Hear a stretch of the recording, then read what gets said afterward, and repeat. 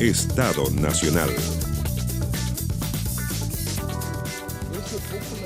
Venezuela sigue viviendo horas complejas. Sectores opositores pidieron a militares cesar su apoyo a Maduro, mientras el Ejecutivo está alerta ante un eventual ataque. Leopoldo López agradeció el apoyo del gobierno chileno. Y a su vez el gobierno de nuestro país sale a defender su proyecto de adaptabilidad a la jornada laboral y pide leerlo antes de criticarlo. En la CUT insisten en que se trata de un proyecto inhumano y engañoso. Reforma de pensiones comienza a vivir semana clave. La Comisión de Trabajo de la Cámara de Diputados debiera votar la idea de legislar. En la oposición insisten en que la propuesta es insuficiente para entregar pensiones dignas. Y en nuestra entrevista del día conversaremos con el ministro secretario general de la Presidencia, Gonzalo Blumel. Y además nos acompañará en el panel la diputada comunista Carmen Hertz. ¿Cómo están ustedes? Muy buenos días, 10 de la mañana en punto de este domingo 5 de mayo de 2019, en transmisión conjunta con Radio Duna, aquí en TVN, en todas sus plataformas. Saludamos de inmediato a nuestros panelistas. Nos acompaña Mauricio Rojas. Mauricio, muy buenas noches, digo siempre. Pero oye, buenos días. Muchas gracias por estar aquí. Vuelto a la política activa. ¿Quién, si alguien lo hubiera abandonado. ¿Quién se va de la política activa alguna vez? Si nos lo dirá Francisco Vidal, que cumple con los mínimos de presentarse antes de que lo presenten, que eso es un clásico, que habla muy bien de él. Gonzalo Miller también, muy buenos días, gracias por estar aquí. ¿Me lo salto o lo presento igual? Sáltamelo, vamos a Mayol. Alberto Mayol, muy buenos días. Buenos días, ¿qué tal? Bueno, Francisco Vidal, Venezuela, de eso ya vi. Es más chico aquello, ¿no? Hay que subir una palanquita aquí al lado. Porque Gonzalo se estira de una forma increíble. No me gusta que la UDI esté más arriba que yo. Al otro lado. A la derecha y abajo, acá. No te vayas a ir al hoyo, ¿eh? Bueno, mientras sube, no hay que... Bueno. Levántese. Es la crisis de televisión nacional. Bueno, hablemos de Venezuela, que ahí sí que hay crisis, pues. Ahí sí que hay crisis. Yo creo, mira, voy a hacer dos recomendaciones a la gente que nos está mirando. Léanse dos artículos de ideas que son, creo, muy ilustrativos. Uno de Daniel Matamala, en la página 2 y 3 de la tercera, que describe su pasada por Venezuela. Es una cosa bastante ecuánime y describe el drama, desde el punto de vista de la vida cotidiana. Y el otro que me sorprendió, y que yo creo que los medios en Chile están cometiendo un error, de no darle más vocería a la otra parte del conflicto. Y fíjate que hay una entrevista al canciller Arriaza, de venezolano, en la tercera. ¿Tú consideras que le han dado poca vocería a la dictadura de Maduro? No, al planteamiento, sí. Y yo creo que, fíjate que ahí lo más relevante que Arriaza sostiene, uno, que están dispuestos al diálogo, y ojo, y adelantar las elecciones. Pero, Pancho Vidal, lea entera la entrevista. ¿La completa? Lea entera, porque dice, están dispuestos al diálogo, siempre cuando el diálogo pasa, porque la dictadura se queda. Y cuando usted ahora dice, están dispuestos a adelantar elecciones, ¿qué elecciones están dispuestas a adelantar? Las parlamentarias. Las de la Asamblea, el único organismo democrático que queda en Venezuela, esas son las que están dispuestos a adelantar. Ninguna otra. Entonces, no es mucho... Es verdad que es una cara distinta de la dictadura. O sea, no es la de los militares, no es la del ministro de Defensa. Entre Diosdado Cabello y Arriaza, yo vi una diferencia brutal. Sí, el canciller... Tratando de entender esto. El canciller Arriaza, yo entiendo... Además del núcleo duro, Yo creo que entiendo el error en que te hace caer, porque es un rostro amable de la dictadura.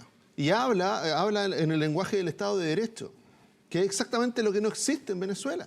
Entonces, él habla con las herramientas del Estado de Derecho y en normalidad democrática, lo que dice, incluso si fuera un sistema parlamentario como el español, es adelantar las elecciones. Es un mecanismo, claro, de solucionar controversias políticas, de alguna manera bajar la tensión política. Pero resulta que lo que estamos analizando es una dictadura en forma. Entonces, lo que hace Arriaza es bastante engañoso. Es que por no decir fraudulento. Que la discusión, o sea, la discusión ya de si tiene que salir o no tiene que salir, una discusión que ya pasó, porque la discusión hoy día es que hay una disputa objetiva, Obvio. ¿no? Objetiva de poder en la cual el que ha demostrado que es el presidente es Maduro, porque el otro está tratando de sacarlo, por tanto, no, si estuviera de presidente... ¿Quién está manejando ¿Quién el es territorio? Guaidó? ¿Quién Claro, está en dominio del territorio? Es Maduro. eso Eso no hay duda. Perdón, Alberto, y otra cosa, cuando fracasó el golpe, yo acordaba de tanta experiencia en América Latina, incluso en Chile. No sé si ustedes se fijaron en las imágenes en la mañana, en el puente famoso ese, Sí, pues. de Reyes. No, ¿el de Cúcuta o el de Altamira ahora? Altamira, el de ahora. El del 30, ¿Dónde el del vos- martes 30. El martes 30. Sí, Altamira. Altamira. Yo veía veía la cara de Leopoldo Que estaba atrás, Leopoldo López atrás. y Guaidó como esperando algo que no ocurrió. Eso te lleva, buscando comparaciones históricas contemporáneas, a lo que se llaman técnicamente un empate estratégico. Es decir, que ninguno de los dos puede vencer. Exacto. ¿Ya? Esto fíjate que ocurrió en El Salvador, la gente se olvida, la República de El Salvador. El farabundo Martí quiso seguir los pasos del Frente Sandinista y ni el gobierno apoyado por Estados Unidos, ni el farabundo Martí apoyado por Cuba, no pudieron Pueden jamás tomar control. Claro. y terminaron un acuerdo de paz. Alberto, termina tu punto. Sí, terminó el punto. Sí. Lo que quiero Mauricio. decir, lo que a mí me llama la atención de la semana en particular es que tengo la percepción, ¿no? y no me parece que sea infundada, que el presidente Sebastián Piñera, no necesariamente todo el gobierno, el presidente Sebastián Piñera quitó después del viaje a China el pie del acelerador con Venezuela. Tengo la impresión de que hay un... ¿Qué basas eso luego, Mauricio, para...? Lo baso fundamentalmente en que esta semana fue una semana intensa, tan intensa como la del puente de Cúcuta, donde él tomó un protagonismo enorme. El Grupo de Lima está conducido por Sebastián Piñera a nivel internacional, tiene un rol internacional interesante. Y resulta que en esta ocasión, él más bien se ha dedicado a comentar, a hablar en tercera persona plural. O O sea, Caselli. claro, no, tercera persona plural, o sea, decir que les deseo a ellos que les vaya muy bien, ¿ya? Y un poco hablar a favor de Leopoldo, a quien creo yo que quedó un poco dañado políticamente dentro del proceso. Mauricio, pero no ha hecho nada más. Mauricio, Mira, yo quisiera precisar dos cosas. Francisco habló de golpe recién. En Venezuela se ha dado un solo golpe de Estado. Se dio el 10 de enero del 2019, cuando Nicolás Maduro se autoproclamó presidente, basado en una elección que ninguna democracia reconoce y apoyada por una asamblea constituyente que nadie reconoce. Ese es el golpe de Estado. ¿Y qué es lo que hubo? Guaidó es el presidente legítimo de acuerdo al artículo 233 de la Constitución venezolana. Lo que hubo es un alzamiento legítimo contra la autoridad legítima. Segunda cuestión, clave para entender lo que ha pasado estos días, es la intervención cubana, que es la única intervención masiva, larga, duradera, que lleva 20 años en Venezuela. Una intervención donde hablamos de decenas de miles de personas, todas con entrenamiento militar, entre las cuales existen 3.500 a 5.000 asesores militares, asesores de inteligencia, cuya tarea fundamental, fuera de proteger a Maduro, que su guardia personal es fundamentalmente cubana, 100, 150 cubanos, es controlar las Fuerzas Armadas, controlar la inteligencia de Venezuela, facilitar el narcotráfico, por supuesto, donde Cuba tiene gran experiencia. Toda esa tarea es fundamental para entender por qué se frustra el alzamiento necesario, legítimo. Da la impresión, Mauricio, de que hoy día el ojo hay que ponerlo en la disputa de lealtades o en el gobierno. Si es que las Fuerzas Armadas están o no están, quién está, hasta cuándo están. No parece ser esto el gobierno de Maduro, sino más bien parece ser el gobierno de Padrino López, el gobierno de Diosdado Cabello, de Tarek, que es el fiscal, de Arriaza. Es decir, parece más colegiado hoy día y tienen a Maduro porque todavía les es funcional o todavía les da garantías. Parece, Maduro estuvo muy desaparecido. Es el gobierno también de Ramiro Valdés, el comandante cubano, que es el vicepresidente del Consejo de Ministros, una figura de altísimo nivel de la época de la insurrección de Fidel 53, que personalmente visita Cuba y comanda todo esto, sin entender la presencia... Venezuela, sin entender la presencia militar venezolana y sin entender el negocio que está detrás de eso. Cuba no está allí por bolitas de dulce, está por los miles de millones de dólares, más de 28.000 millones de dólares del subsidio cubano a través del petróleo. Cuba, el gobierno dictatorial cubano, ha hecho un saqueo de la riqueza venezolana, y ha instaurado un régimen semicolonial allí. Y eso es con lo que lucha el gobierno. O sea, se lucha contra dos dictaduras, la venezolana y una mucho peor, la cubana. O sea, tratar a Cuba del país que coloniza a Venezuela, cuando estamos hablando de... Cuando al revés. Estamos hablando de Estados Unidos también, que ha tenido una relación con Venezuela súper conocida. No. Bueno, o sea, está bien. Efectivamente hay una relación. O sea, no hay 40.000 cubanos en Venezuela. No, efectivamente ha habido... yo no los he contado, no tengo idea. No, los ha contado Luis Almagro. Pero Luis Almagro, fíjate, mira, el problema de las instituciones también tiene que ver con eso. Tú mencionas un personaje que ha hecho muy mal la tarea. O sea, Luis Almagro se invalida él mismo cuando su planteamiento no coincide ni dialoga con Naciones Unidas. O sea, un organismo internacional, regional, que no es capaz de dialogar con Naciones Unidas. ¿Ya? Bueno, entonces, ¿cómo construimos los recursos políticos para que efectivamente esto tenga una salida? Ese es el punto. Yo insisto, a mí lo que me parece interesante hoy día es que efectivamente hay una situación de empate, sí, claro, que no hay forma de resolverla. Y por tanto hay que buscar otra salida, o sea, esto no, porque además hoy día ya es evidente que nadie se va a atrever a hacer una jugada militar, propiamente tal, eso yo creo que hay que darlo por descartado, y efectivamente, y esto entonces puede demorarse meses y meses y meses sin desarrollo, o sencillamente se toma un camino internacional donde se salvaguarden ciertas medidas para poder llegar a un fenómeno electoral. Sí, mira, más allá de entrar en la evaluación personal de las instituciones que han logrado intervenir mejor o peor respecto del drama que vive el pueblo venezolano, yo creo que cuando se dice no hay solución, yo no acepto esa conversación, porque finalmente si uno tiene una convicción democrática sabe que sí hay una solución.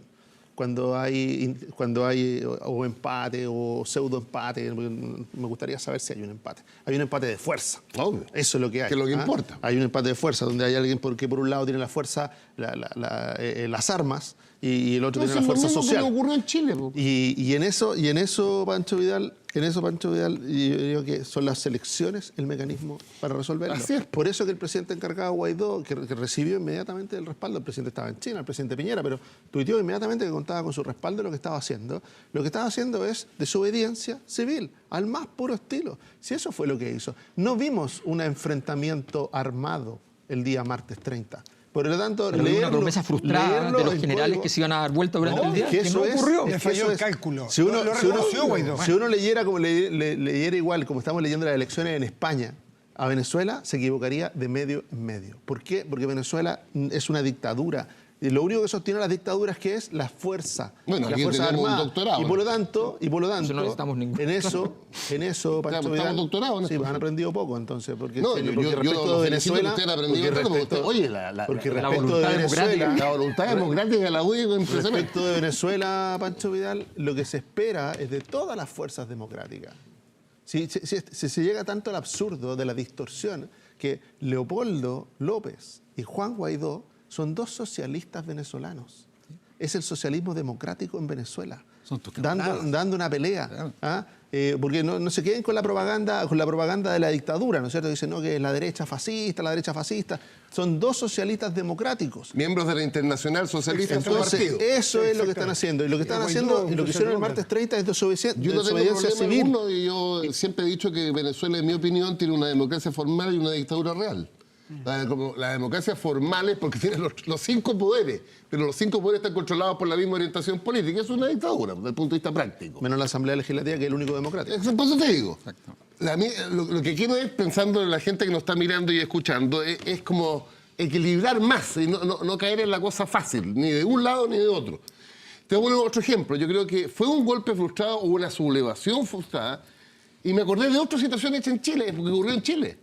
El 29 de junio del 73, el tanquetazo, lo encuentro muy parecido. O sea, el Paulo Rodríguez de la época es como Leopoldo, se me olvida el apellido. López. Oye, por favor, ¿qué estás diciendo? No, escúchame, pues. Sí, dilo, por favor, No, explícate. escúchame.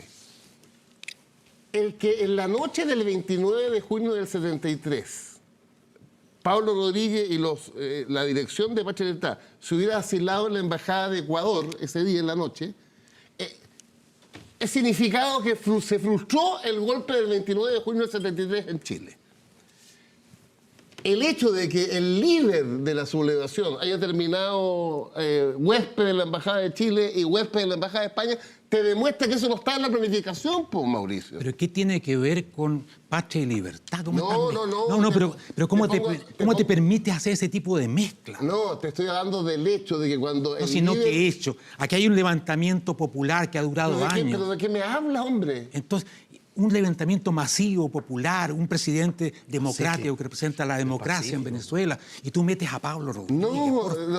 ¿Tú quieres entender lo que estoy diciendo? No, es que tú tienes que calibrar lo que estás Para diciendo. eso sirve la historia, Mauricio. Sí, justamente. Hay que hacer el paralelo. Cuando el líder de la sublevación, para no decir del golpe que a ustedes les molesta el golpe? El concepto de golpe, sí, bueno. Estamos termina en la noche de ese día. No es malo que les moleste el golpe de Estado. ¿Ah? No es malo, ¿no? No, estupendo. Es un avance, ¿no? Se duraron como 30 años. Que critiquemos los golpes es un avance Muy general, bien. un triunfo país. Pero que el líder de la rebelión termine asilado, es el paralelo. El que líder hago. de la rebelión es Juan Guaidó, que es el presidente legítimo de Venezuela, nadie más. Y él no está asilado, él está perseguido. Y se adelantó la Operación Libertad un día porque la Policía de Inteligencia venezolana entregó la información de que ese mismo día, el día anterior al 1 de mayo, iba a ser trasladado a la cárcel de seguridad Leopoldo López, donde pasó muchos años, y iba a ser detenido Guaidó. Por eso tuvo que adelantar la operación. Perdón, y tiene que ver con que Figueres, que era el director del SEBIN, que es el Servicio Bolivariano de Inteligencia, de alguna manera permitió que en un cambio de guardia se liberara a Leopoldo López. Con lo cual probablemente se adelantó porque todo estaba planificado para el día siguiente, para el 1 de mayo. Pero iban a estar todos presos. Y el 30 de abril, entonces hay este movimiento que parece ser que Pero fue que es de muy alguna manera normal, improvisado. que aquí se dan como noticias cosas que son muy normales del proceso de golpes. porque los golpes tienen una fecha que se modifica a última hora. Y de hecho, el 11 de septiembre en Chile En el 14. se discutió, y de la noche anterior se estaba discutiendo todavía si era mañana. O sea, todavía estaba en juego. Y de hecho, probablemente no habría sido el 11 si no es porque el mismo Merino toma la decisión de tomarse Valparaíso e iniciar con ello el proceso. Entonces ustedes siguen con las analogías escandalosas. ¿Pero cuál es Ese el fue un escándalo? golpe de Estado. Este es un levantamiento del Hay presidente golpes legítimo. blancos, golpes negros, golpes de todos los colores. Este es O sea, el presidente tú quieres legítimo de usurpar Venezuela. el Palacio de Gobierno, ya se llama golpe. O sea, Pero ¿para qué nos interesante, vamos? Alberto, interesante. ¿Quién es el afectado? ¿Quién es el que está siendo golpeado? Vamos a poner golpe como un genérico. En el caso de Chile, era un presidente democrático, Salvador Exacto. Allende. En este caso, Maduro, ¿es un presidente democrático legítimo? Él fue electo democráticamente, pero después devino efectivamente en una concentración de poderes arbitraria que no tiene... o sea, que es una elección democrática. Entonces, ¿acaso no es distinto que el No, golpe si no en estoy Chile hablando fue de la contra un... legitimidad del acto, estoy hablando simplemente de que no le pongamos resultado. otros nombres. Pero Alberto, hay nombres mira. para que las cosas que son esto es La un elección golpe. de mayo del año pasado, ¿fue una elección democrática en Venezuela? Bueno, Por favor, dime. eso. lo que pasó es muy simple. Yo no sé, yo no puedo evaluar si fue democrática. Lo que sí puedo decir ¿Cómo con no claridad... puedes evaluar, hombre? No puedo evaluarla, porque yo creo Si que... todas las democracias del mundo lo han evaluado. No, porque después resulta que los siguientes días no hubo un escándalo internacional para decir esto no puede ocurrir. No hubo Lamentable. No hubo ningún escándalo. ¿Sí hubo? No, hubo gente que dijo nos parece que la elección fue irregular y cosas, ¿cuál es el pero punto? estamos hablando de que aquí hay un ¿Sabe? presidente en ejercicio. ¿Sabe, Pancho? ¿Sabe, ¿Cuál es el punto? Gonzalo Miller. Que nos pongamos de acuerdo en el punto. Eso es. O sea, hablemos de política, no hablemos Es que de... ustedes Si hay alguien, hacen la si hay alguien analogía... que debe estar enojado, El punto es que la salida de Venezuela es la democracia y para eso el único camino es la elección libre y democrática. Y que hay un presidente Vidal. legítimo que se llama Guaidó y un usurpador que se llama Maduro. Pero Y si que el Guaidó no nombró levantamiento quién. contra el A Guaidó no usurpador nombró quién. es legítimo. ¿Sabe, Pancho, quién debe estar Descargado muy por quién. enojado contigo Por la Asamblea y en Nacional, general con hombre, ustedes ¿cómo sabe dos? eso? Es Isabel Allende. Porque lo primero que pidió Isabel Allende, por favor, bajo ninguna lógica, hacer la analogía Allende-Maduro. Pero yo jamás lo he hecho. La ha hecho No se hasta ha el hecho. cansancio. De alguna manera la están haciendo. La está haciendo hasta el cansancio. Son dos golpes. No, eso es todo. lo que estamos Mira, diciendo han es que sido la dos estaba golpes. haciendo hasta el No estamos hablando de una cansancio. analogía de dos Entonces, personajes. yo en tu caso le haría caso a Isabel Allende. O sea, piensa la diferencia entre respecto de Diosdado lo que Cabello y dice. Alberto Bachelet, que están a cargo de la misma cosa. No tiene nada que ver. O sea, no tiene nada que ver. Que un narcotraficante Bueno, como Cabello no tiene nada que ver con Bachelet. Avancemos un paso más. No tiene nada que ver. Miremos esto con los ojos de hoy día. Miremoslo con libertad. Miremoslo sin compromiso, sin traumas, sin apego. Si no estamos defendiendo lo que... Aquí nadie está ni atacando ni defendiendo lo que pasó en Chile el 73. Estamos hablando de Venezuela. y de la crisis humanitaria y política que vive Venezuela. Pero tiene que ver con la posición política. Pero cuando ustedes dicen, vamos al punto, el punto es de que la salida a eso se llama elecciones libres. Exacto. Y en eso estamos de acuerdo. Estamos de acuerdo. Perfecto. Ahora, Para ¿cómo? que haya elecciones libres en un país gobernado por un dictador, lo que necesitamos es de que ese dictador acepte esas elecciones libres. La única manera de que las acepte es que haya desafección de las Fuerzas Armadas, que son lo único que las sostienen. Y esa ha sido la tesis desde el día 1 del presidente encargado Guaidó. Nunca, Aquí ni no se el pidió la grupo de desafección de la Lima, ni Fuerza el presidente Armada. encargado Guaidó, ni Aquí se nadie. hizo con las Fuerzas Armadas dirigidas por el presidente. Pero dale con lo mismo. Sí, fue algo muy distinto. Pero ¿cuál es la Alberto, sí, eso desafección? ¿Cómo vas a, o sea, es que estás pidiendo, o sea, es como decir, bueno, entonces nosotros, las Fuerzas Armadas no les va a pedir nunca que dejen las armas en el suelo y se pongan 10 metros más allá. Eso no va a existir. O sea, tienes que ir y decir, si ves que Arriaza está abriendo un camino, el conflicto de los duros o los blandos siempre ocurre, ¿ya? Si estás viendo que abre un camino, toma el camino, dale contenido formal para que no pueda retroceder, ¿ya? Oblígalo a negociar, combínalo a eso. Aparentemente está negociando ya. Y aparentemente, y efectivamente él ha tenido una relación con Naciones Unidas muy buena para efectos de poder mantener una cierta legitimidad dentro de Naciones Unidas, pero al mismo tiempo Naciones Unidas le va poniendo condiciones en el camino. Y esa es la forma en que se pueda poder llegar a unas elecciones con un padrón que sea reconocido por todo. No, con supervisión internacional. Con supervisión internacional real. Eso es lo que tenemos. Como hicimos el plebiscito aquí. Me Exactamente. parece ser que estamos a años luz de eso. Sí. La dictadura que había en Chile versus la dictadura que hay hoy día, al menos desde el punto de vista cronológico. Claro, desde el punto de vista cronológico todavía estamos aquí, había elecciones en el 88, había veedores internacionales, había bastante más garantía. Esa es la salida. ¿Ustedes son capaces de hacer una analogía en la fase final de nuestra dictadura a esta dictadura? O sea, va a ser efectivamente son procesos largos. Aquí tomó 8 años lograr que efectivamente hubiese confianza para ese camino y fue tortuoso. Esperemos que lo de Venezuela sea mucho más rápido porque evidentemente no dan las condiciones sociales para que sea de otra manera. O sea, esto es evidente.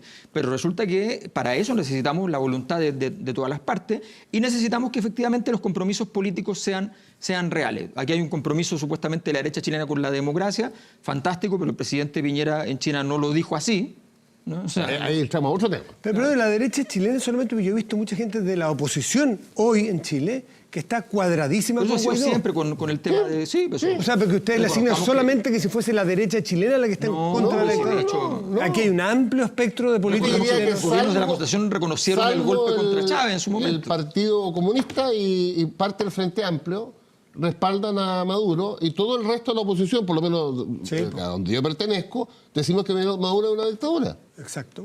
Sí, es que parece que aquí se dividió en dos, en el blanco y negro. Volvió... De pronto apareció una analogía realmente impresionante. Eso es la historia, tiene razón. Guache libertad, tú hablando de golpe, tú hablando de golpe. Pero ¿de qué vamos a hablar? Si cuando tú quieres sacar a alguien de un palacio de gobierno para tú tomar el palacio de gobierno. ¿El lenguaje acaso en situaciones como esta no hace un papel importante? ¿Acaso no era distinto decir golpe de Estado que pronunciamiento militar en Chile? Y no era solamente las palabras. ¿Qué había detrás de las palabras? Entonces, decir golpe hoy día a Venezuela o levantamiento en Venezuela, pregunto, quizás también habla de... No, las palabras son muy importantes. De hecho, hasta el día de hoy la presidenta de la UDI habla de gobierno militar. Claro, por ejemplo. Y el candidato de la UDI, Lavín, habla de dictadura. Por eso, entonces, no, es que no es semántico. Uno piensa las palabras que va a usar. Tú hablas de golpe. Pero es que no hay otra palabra para alguien que está esperando que se den vuelta a los militares para poder ir y tomarse el poder. Entonces, una sublevación, ya está. Sublevación. Sublevación popular podría ser. Pero esto es un levantamiento legítimo y democrático contra una dictadura. Eso ocurrió. Y pacífico. O sea, si eso es lo que nos tiene sorprendido, que fue pacífico. Es que es importante que cada uno utilice los términos que quiera utilizar para saber desde dónde se paran a mirar Aquí el problema. Ha habido un ciclo de protestas y no ha habido la sublevación popular es cuando la misma plebe se quiere tomar efectivamente el Palacio de Gobierno y va en ese camino, con líderes normalmente que son coyunturales, que no tienen un proceso de construcción política. Esto estamos hablando efectivamente de que ha habido manifestaciones, ha habido efectivamente concentraciones, marchas, en fin, muy sistemáticamente por lado y lado, habrá que señalarlo, por lado y lado, y que efectivamente en ese proceso se manifiesta el conflicto. Pero decimos que esto es la sublevación popular que va a redundar en la salida de Maduro. La verdad es que no. Lo que estaban esperando que se dieran vuelta a los militares. Puede ocurrir, pero no ocurrió. Pregúntale a Gonzalo, que se dieran vuelta a los militares. Gonzalo y a Mauricio. Uno pudiera esperar, dado el nivel de... Porque hambre, No, el desastre hay total. desastre total, hay inflaciones de millones %, hay desabastecimiento, hay falta de medicina, uno pudiera esperar que salieran efectivamente millones y millones de venezolanos a las calles. El propio Guaidó lo esperaba para ese 30. Terminó arriba de un auto con un megáfono pidiendo vénganse para acá. Así usó ese término. ¿Por qué no hay un levantamiento popular en Venezuela que apoye a Guaidó y a ese gobierno legítimo? Porque llevamos 5 años de lucha en la calle, hay gran cansancio indudablemente, hay un control de los cubanos hasta que participan en la tortura hoy día, 11 casos denunciados a la Comisión Internacional de Derechos Humanos de América Latina. Pero ese cansancio debería sacar más gente a la calle y no saca mucha gente a la calle. La ha sacado reiteradamente. Pero no Sí, la sale lucha tanta tremenda. gente. Uno pudiera Pero esperar... está bien, pero hay desesperanza cuando las imágenes, las pocas imágenes que tuvimos acceso, porque como en toda dictadura se cayó internet, Claro. censuraron los medios de comunicación rápidamente, lo poco que pudimos ver es que los muertos en la calle. Sí, salir a la calle en Venezuela hoy día es jugarse la vida. Entonces, le estamos poniendo el umbral también alto. Esto no es una manifestación más, no es como cuando se reúnen los españoles, ¿no es cierto? Se juntan 500.000 personas en alguna plaza. No, esto no es así. Es como era esto acá. no es una democracia. Acá era así. Esto es algo donde la La persona marcha se con juega menos muertos acá la fue 6 vida. muertos. Entonces, lo que estamos viendo Aunque en esto... Gonzalo, lo que pasa es que es interesante. Siguiendo tu lógica, la de ustedes, esto puede ser una Pero si no es tu sublevación lógica, en ascenso. ¿Ya? Lo que yo aprecio es que 5 años, decías tú, ¿no es cierto?, de protesta Por permanente. lo menos 5 años de grande. Pero no veo la fuerza suficiente para seguir ese Puede camino. ser el ¿Qué crees miedo, que te diga? puede ser el miedo porque... Puede ser el miedo, puede ser la anomia, Puede ser Cuba. puede ser Cuba. El control social, obviamente. Si aquí recordemos una cosa en esta historia. Hubo una elección. O sea, también porque cuando hablamos de la decepción y la desesperanza es profunda. Hubo una elección. Se votó en un sentido. Se formó una asamblea legislativa donde no es que hubiera ganado la oposición. La oposición arrasó, le dio un mandato absoluto de oposición a ese legislativo. Fue desconocido eso. Entonces dice, cuando yo juego la movilización social, la participación, es porque voy viendo cambios. Cuando esos cambios no se producen, y al revés, se recrudece la situación, obviamente que eso va alimentando la desesperanza Claro, pero eso y la es culpa del frustración. impugnador. Si el impugnador no es capaz de impugnar eficazmente, sabe que va a perder eficacia. O sea, Guaidó ha dado ¿cuántas fechas del día definitivo? O sea, tú no puedes dar 60 veces la fecha Es del día notable, definitivo. cómo saca el pizarrón a Guaidó y a Maduro lo tiene en silencio. Y hay una Resulta que cosa- lo que estamos hay viendo una- es que el que viola los derechos humanos, el que al final del día, el que tiene sometido al hambre a su pueblo es Pero si Maduro. surge Guaidó porque Y lo que Maduro ya estamos estuvo en analizando, y lo que entredicho. estamos- y lo que tú a quien tú sacas al pizarrón, a alguien que tiene 2 gracias, ha logrado sobrevivir en ese país durante estos meses. Sobrevivir. Unir a la oposición, que es una gracia Unir que a no la había oposición logrado nadie. de distintos signos, pero que en esta causa dicen no hay otra causa, hay una sola. Mauricio, Hay una cosa muy importante, la movilización de las bandas de matones que se llaman colectivos. Cuando la gente sale a la calle, en cualquier momento viene una banda de 100 o 200 matones que les van a pegar, que los van a reprimir de una manera absolutamente brutal. Qué coraje que hay que tener.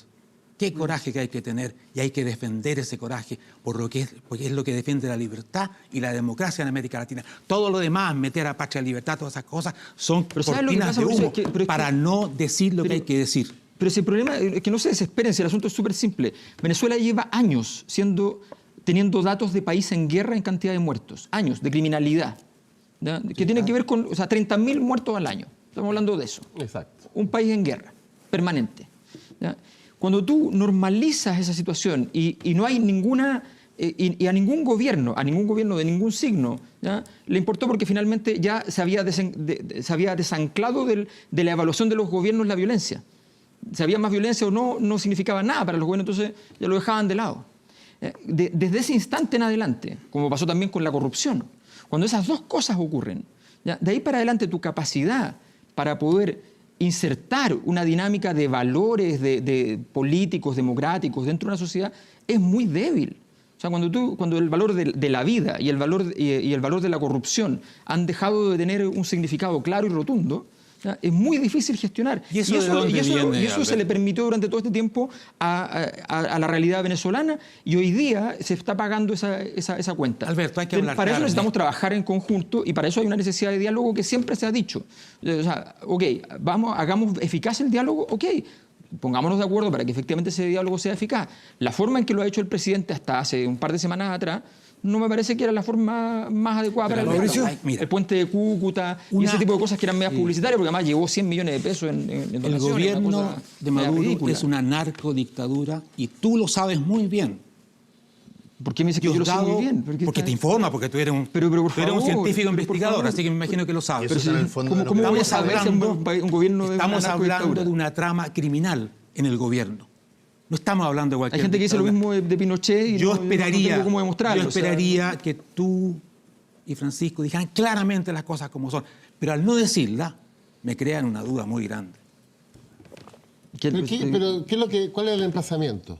Ustedes hablan de golpe, hablan de patria y libertad, que el emplazamiento es a decir claramente que hay un presidente legítimo, democráticamente legítimo en Venezuela, hay un usurpador, hay una dictadura, hay una intervención horrible de parte de Cuba, hay tortura, hay generales cubanos involucrados. Eso es lo que hay que decir, porque esa es la lucha del pueblo venezolano. Y porque esos son los elementos que hacen complejo el análisis. Y por eso cuando dice la desafección de un general venezolano que está vinculado al narcotráfico.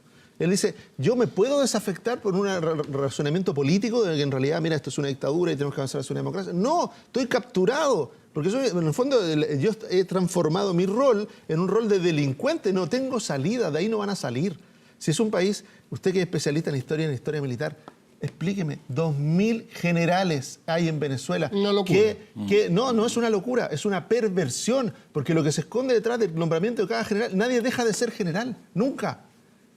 ¿Qué significa eso? Que están cooptados. Que están cooptados, que hay algo que los tiene capturados, que hay mafias detrás de eso. Entonces, cuando la gente del gobierno, o sea, hay tantas señales, Pancho, que yo creo que es bueno de repente liberarse un poquito porque uno es lo que es y sus circunstancias y su historia y lo que vivió. Y es verdad. Y es muy difícil. Pero cuando miramos Venezuela, mirémoslo, yo por eso los invito a mirarla con ojos limpios. Porque realmente hay una parte de la izquierda que no está en esta mesa. Y yo en eso estoy convencido, no está en esta mesa. Pero por eso es que necesitamos un compromiso un poquito mayor, que sí defiende eso. Y lo que le va a pasar es que porque las dictaduras se terminan. Lo que vamos a conocer de eso, Ahora, no Gonzalo, solo del delito de lesa humanidad, Gonzalo, sino de a lo que la- tiene que ver con narcotráfico, delincuencia. ¿A la posición corrupción. que tú defiendes le ayuda o le perjudica el que detrás esté John Bolton, Mike Pompeo, con amenazas de qué sé yo, de intervención militar, tratando de meter la cuña como que han estado negociando? A otra escala que es la disputa Claro. estratégica global. Entonces, eso quizás no ayuda mucho Estados Unidos, al entendimiento Rusia, que es quien polariza las cosas. Cuando vino aquí el propio Pompeo y mete una Sí, cuña... por eso es bueno escucharlo todo. A mí no me gusta cuando Pompeo da la sensación de que él puede disponer de Venezuela. Exactamente. No me gusta. Por eso- Tampoco me gusta cuando Putin lo hace. Tampoco me gusta cuando el gobierno chino lo hace. ¿Ah?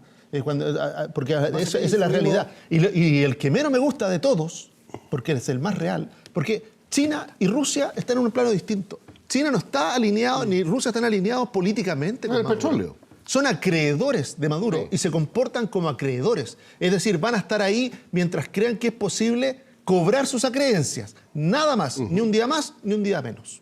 Y eso fue lo que le exigió Rusia. Ahora, usted se queda porque usted tiene que pagar lo que prometió. En cambio, Cuba, y aquí hay un elemento distinto, Cuba se sostiene en parte la dictadura cubana en función de Venezuela.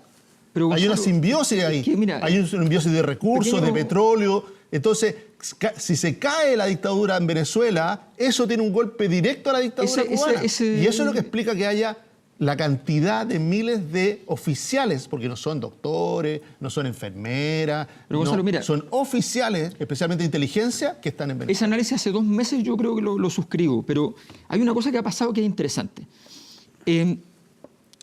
El mismo Guaidó, en una entrevista con la televisión rusa, dijo en un momento determinado, dijo, a ustedes lo están estafando porque están cobrando esto, qué sé yo, y trató de hacer un acercamiento. Y yo creo que en ese momento efectivamente se le dieron el espacio en la televisión rusa, que no es broma, ¿ya? Es porque efectivamente había posibilidades de un diálogo. Pero tanto Rusia como China han cambiado, a mi juicio, la mirada del mero acreedor que dice, oye, yo invertí $40.000 millones hace 3 meses, ¿dónde están? ¿Ya? O sea, Rusia ha ido más lejos, No tiene es razón. solo el rol de síndico de quiebra. Porque Rusia ¿ya? puso Sino que hay yo creo que es la a su respuesta fuerza a Pompeo. armada en yo Venezuela. creo que efectivamente hay una cosa que es distinta. De repente se dieron cuenta de que, y los chinos tomaron una postura que no es muy habitual en China, que es empezar a jugar el juego geopolítico. Los chinos no hacen eso.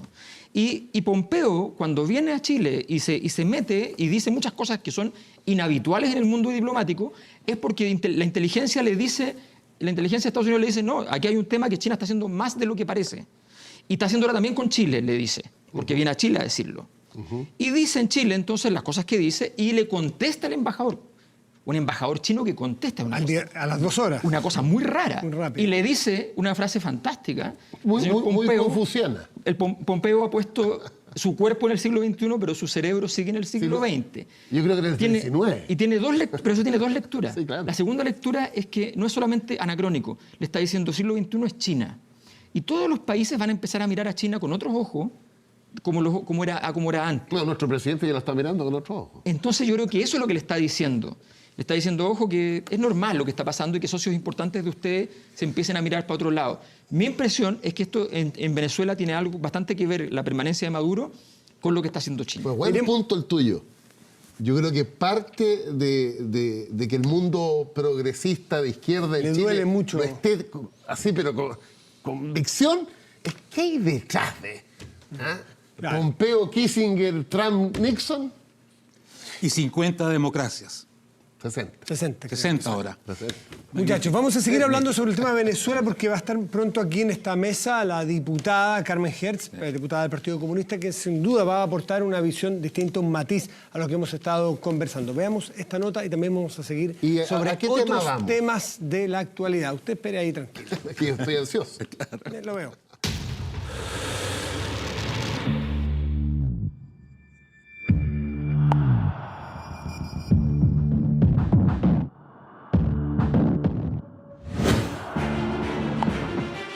Hoy, valientes soldados, valientes patriotas, valientes hombres apegados a la Constitución han acudido a nuestro llamado. Están del lado de la Constitución, leales a la Constitución, leales al pueblo de Venezuela.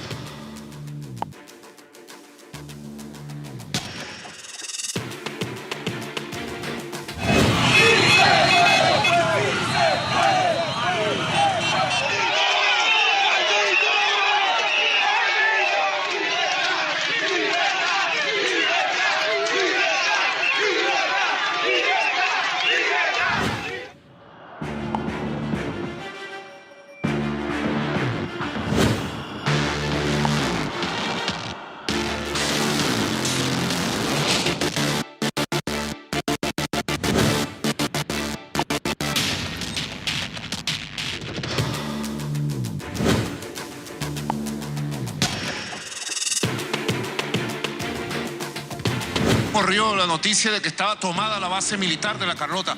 Nunca jamás estuvo tomada. La base militar de La Carlota, como todas las bases militares, estuvieron en alerta total.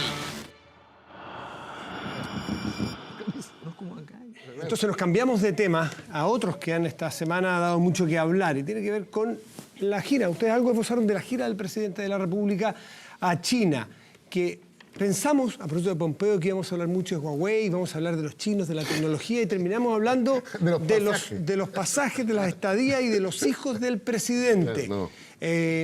Bueno, eso es un daño que el Nadie tiene gobierno... dudas, fíjate que fue una insensatez, una imprudencia. Es evidente eso. Sí, China es nuestro socio principal económico y miren lo que terminamos. Hoy día, incluso en la prensa hoy día viene un reportaje al viaje, así, hora por hora. Yo creo que el gobierno cometió un error. Además, Pepe Au dice en la radio Universo que habló con el presidente, dijo que no había sido idea de él. ¿Ah? Exactamente. Y resulta que Mario Desbordes, nuestro amigo, en la tercera dice que es un error. Y tanto es así que me parece pero el prudente presidente no que es- el presidente diga, ¿sabe qué vamos Pero yo a...? creo que no es un error. Es que ese es el punto. A ver.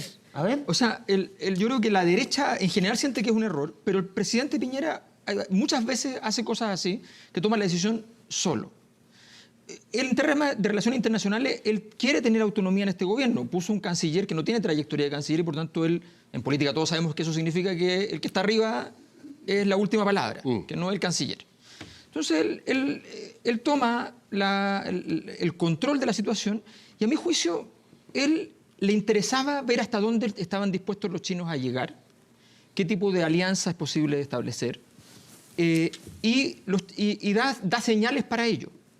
O sea, una señal muy potente cuando tú llevas a tu familia, no los niños, porque es distinto llevar hijos de 5 años, Sí. a llevar niños grandes que quieren hacer negocio. ¿Tú crees que el presidente Piñera llevó a sus hijos a hacer negocio? No, que ellos quieren. O sea, ellos están buscando cómo hacer negocio en general y qué sé yo. Y están tratando probablemente de conocer lo que pasa en China. No digo que van a hacer transacciones colusivas. No estoy insinuando algo al respecto. Estoy diciendo simplemente que ellos están interesados en entender para dónde van las tecnologías, están interesados en saber lo que está O sea, pasando. sacar una ventaja del viaje del Comprender padre. Eso es una lo que estás realidad diciendo. y qué sé yo. Claro, porque eso no son los, insisto, no son los niños que van No es acompañando un al mero papá. acompañamiento al padre. Exacto. No es un viaje familiar. No es un viaje familiar. Entonces, y evidentemente me parece, pero él da una señal cuando va con su hijo ya grandes, Tú tenías esa lectura. le da una señal a los chinos, que los chinos leerán bien, en política se lee bien, de que efectivamente él quiere mostrar que quiere establecer una relación más profunda, más permanente con el gobierno chino. Y además da la señal más importante de todas, le dice, tienen derecho a tener el gobierno que tienen, que es lo único que los chinos piden para poder seguir conversando. Desde siempre. Desde siempre. Entonces, da O sea, yo tengo un todo. matiz que diría Ignacio Ay, Walker. Por favor. Diría Ignacio Walker. No, yo creo que no. Diría la familia Walker. La familia Walker. Francisco la sabe todas para meterse en la conversa. No, lo que pasa es que no, yo creo que fue una estupidez, no me imagino. No fue tan No pensado. me Creo que fue imagino que el presidente... Astucia, dice Alberto Mayol, estupidez, dice Yo digo Francisco una estupidez. Vidal. ¿Cómo lo catalogan ustedes? Yo creo que es un error político. Yo creo que de la E a la R. Un error político. ¿Por qué? Porque distrae la atención. Todo lo que en comunicación nos ayuda a entregar el mensaje de qué se trató la gira. Una gira potente, con un aliado relevante para ¿Participar en la reunión es el error o haberlos llevado a la gira ya es un error? Es que Mira, es que yo quiero, como el... yo quiero, es que es parte de lo mismo. ¿Por qué? Porque es un error político. Porque el presidente Piñera debe tomar conciencia de algo. A él nunca se le va a evaluar de buena fe. Nunca. Algo que para otros quizás se le hubiera permitido. Decirle, mira, en realidad fueron sus hijos. Nunca se le va a evaluar de buena fe. Siempre va a ser la segunda y la tercera derivada. Va a ser, mire, no, porque estuvieron ahí, no vaya a hacer cosas que vayan a hacer algo después y en algún momento hagan algo A ningún y se presidente. beneficien de eso. A Bachelet no se le evalúa. Absolutamente. No se le evalúa. Y en eso, Bueno, yo creo que tiene que con el hijo tomar chino, güey. tiene que tomar conciencia, Pancho Vidal, de eso. Por eso de que toda decisión que tome finalmente puede dejar un flanco. Es tomar esa conciencia, lo que uno espera del presidente Pero vos Piñera una de aquí pregunta para hacia ti, una adelante. pregunta. ¿Por qué Pero vos- para por qué terminar, Pompeo yo viene- acepto la pregunta perfecta, Ok. pero para terminar el punto. Aquí, en el fondo, cuando se da un viaje a China, un viaje muy relevante para Chile. Recordemos, primer socio comercial, gran Y por parte, lejos. Economista bueno. 33%. 33% de nuestros productos van a parar a China. Gran parte de lo que significa la agroindustria, que es la gran apuesta de Y la Chile. minería. La gran apuesta de Chile, pero más que la minería. Si Pancho Vidal, cuando uno Sí, sí. tiene que mirar hacia el futuro, dice la minería, siempre va a ser muy relevante para Chile. Pero si hay un sector que tiene la posibilidad de 10 a 20 años pararse al la lado de la minería Sí. y ser equivalente a lo que hace el aporte de la minería, es la agroindustria. Y para eso este viaje era esencial. Uno mira los componentes, las personas que estaban ahí. Bueno, Había mucho que comunicar. Por eso que uno dice es un error. ¿Por qué? Porque todo eso, en vez de poder comunicarse, queda atrapado en esto pequeño. Entonces dije, bueno, se va a zanjar porque va a haber un protocolo, va a haber una solución, va a haber un protocolo que fije y libere de nosotros eso. a los presidentes hacia adelante de estas formalista. decisiones. No, y reaccionar Sí, después. Sí, Mauricio. Una cosa, una afirmación de Alberto que es grave. Cuando él dice que otros ministros del exterior, otros cancilleres, habrían tenido la última palabra, pero ahora se nota que la última palabra la tiene el presidente. Siempre la tiene el presidente. Es buen amigo. Siempre la tiene el de presidente. política exterior, hombre. siempre es un Si presidente. alguna vez un ministro del exterior No tiene la se primera arrogara palabra. la última palabra, estaríamos en otro régimen. Así que, por favor, ahí.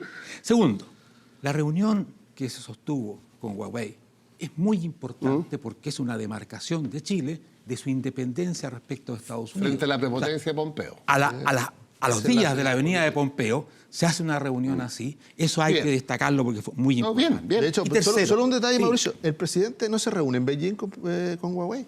Viaja 2 horas y media a esa reunión, Sí, a Shenzhen, claro. al Silicon Valley chino. Entonces, decirle, bueno, es ahí una señal muy potente de la independencia de Chile frente a Estados Unidos, pero también respecto a No se reunió solo con Huawei, no fue a la planta, que era lo que originalmente se había esbozado. El gobierno nunca No, lo pero dijo. quedó para ser claro que justo. Mr. Pompeo se tuvo que devolver. Es que Pompeo obligó al gobierno de Chile Oh. probablemente a hacerle un gesto Probablemente, a Huawei. y muy bien que lo haya hecho. Tercero, tomarse en serio esta discusión es justamente apuntar a un protocolo. Vamos a normar esta cuestión. porque no ha estado bien clara la cosa. Por lo tanto, uno puede indignarse acá, indignarse allá, decir que sí, que sí. No, pero la forma seria de encarar esto es la que el presidente justamente ha tenido. Alberto dijo que eras tú, lo de Piñera. Tú dijiste que era una estupidez, tú dijiste que era un error. ¿Cómo lo cataloga usted, señor Rojas? Mira, yo lo catalogo como una forma de relación con la familia. La vida de los presidentes es tremendamente exigente. ¿Ah? El ir con un hijo o con 2 hijos es parte muy importante porque el presidente dialoga los fines de semana con sus hijos, los tiene ahí presentes. Yo creo que hay que tener cierto cuidado en esto. No ves un error tú. Mira, bueno, si uno ve las críticas, etcétera. ¿Y que hayan participado en esa reunión? Mauricio, por el resultado. Espera un poquito. Por el resultado. Y sí, que ha terminado, por ejemplo, no se dice nada de la importancia de la reunión con Huawei, sino que solamente que estaban en la foto allí. ¿Ah? Por lo tanto, si uno lo ve de esa manera, sí. Pero hay que tener cuidado con la jauría, que se lance inmediatamente a destruir estos personajes públicos, porque si seguimos así vamos a terminar sin nadie que sea decente, que esté dispuesto a tener un puesto público. Y coherencia, donde yo era vocero de Bachelet 1, ¿Sí? cuando ella fue con su hija a China.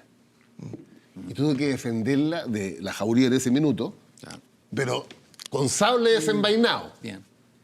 Entonces hay que ser... Hay que cuidar. Ahora, la oposición convertida siempre en jauría en este país es una muy mala señal, porque esta no es la primera oposición que ataca como jauría. No. Con Bachelet 2 también la oposición atacaba con no muy buena voluntad. Sí, pero tampoco...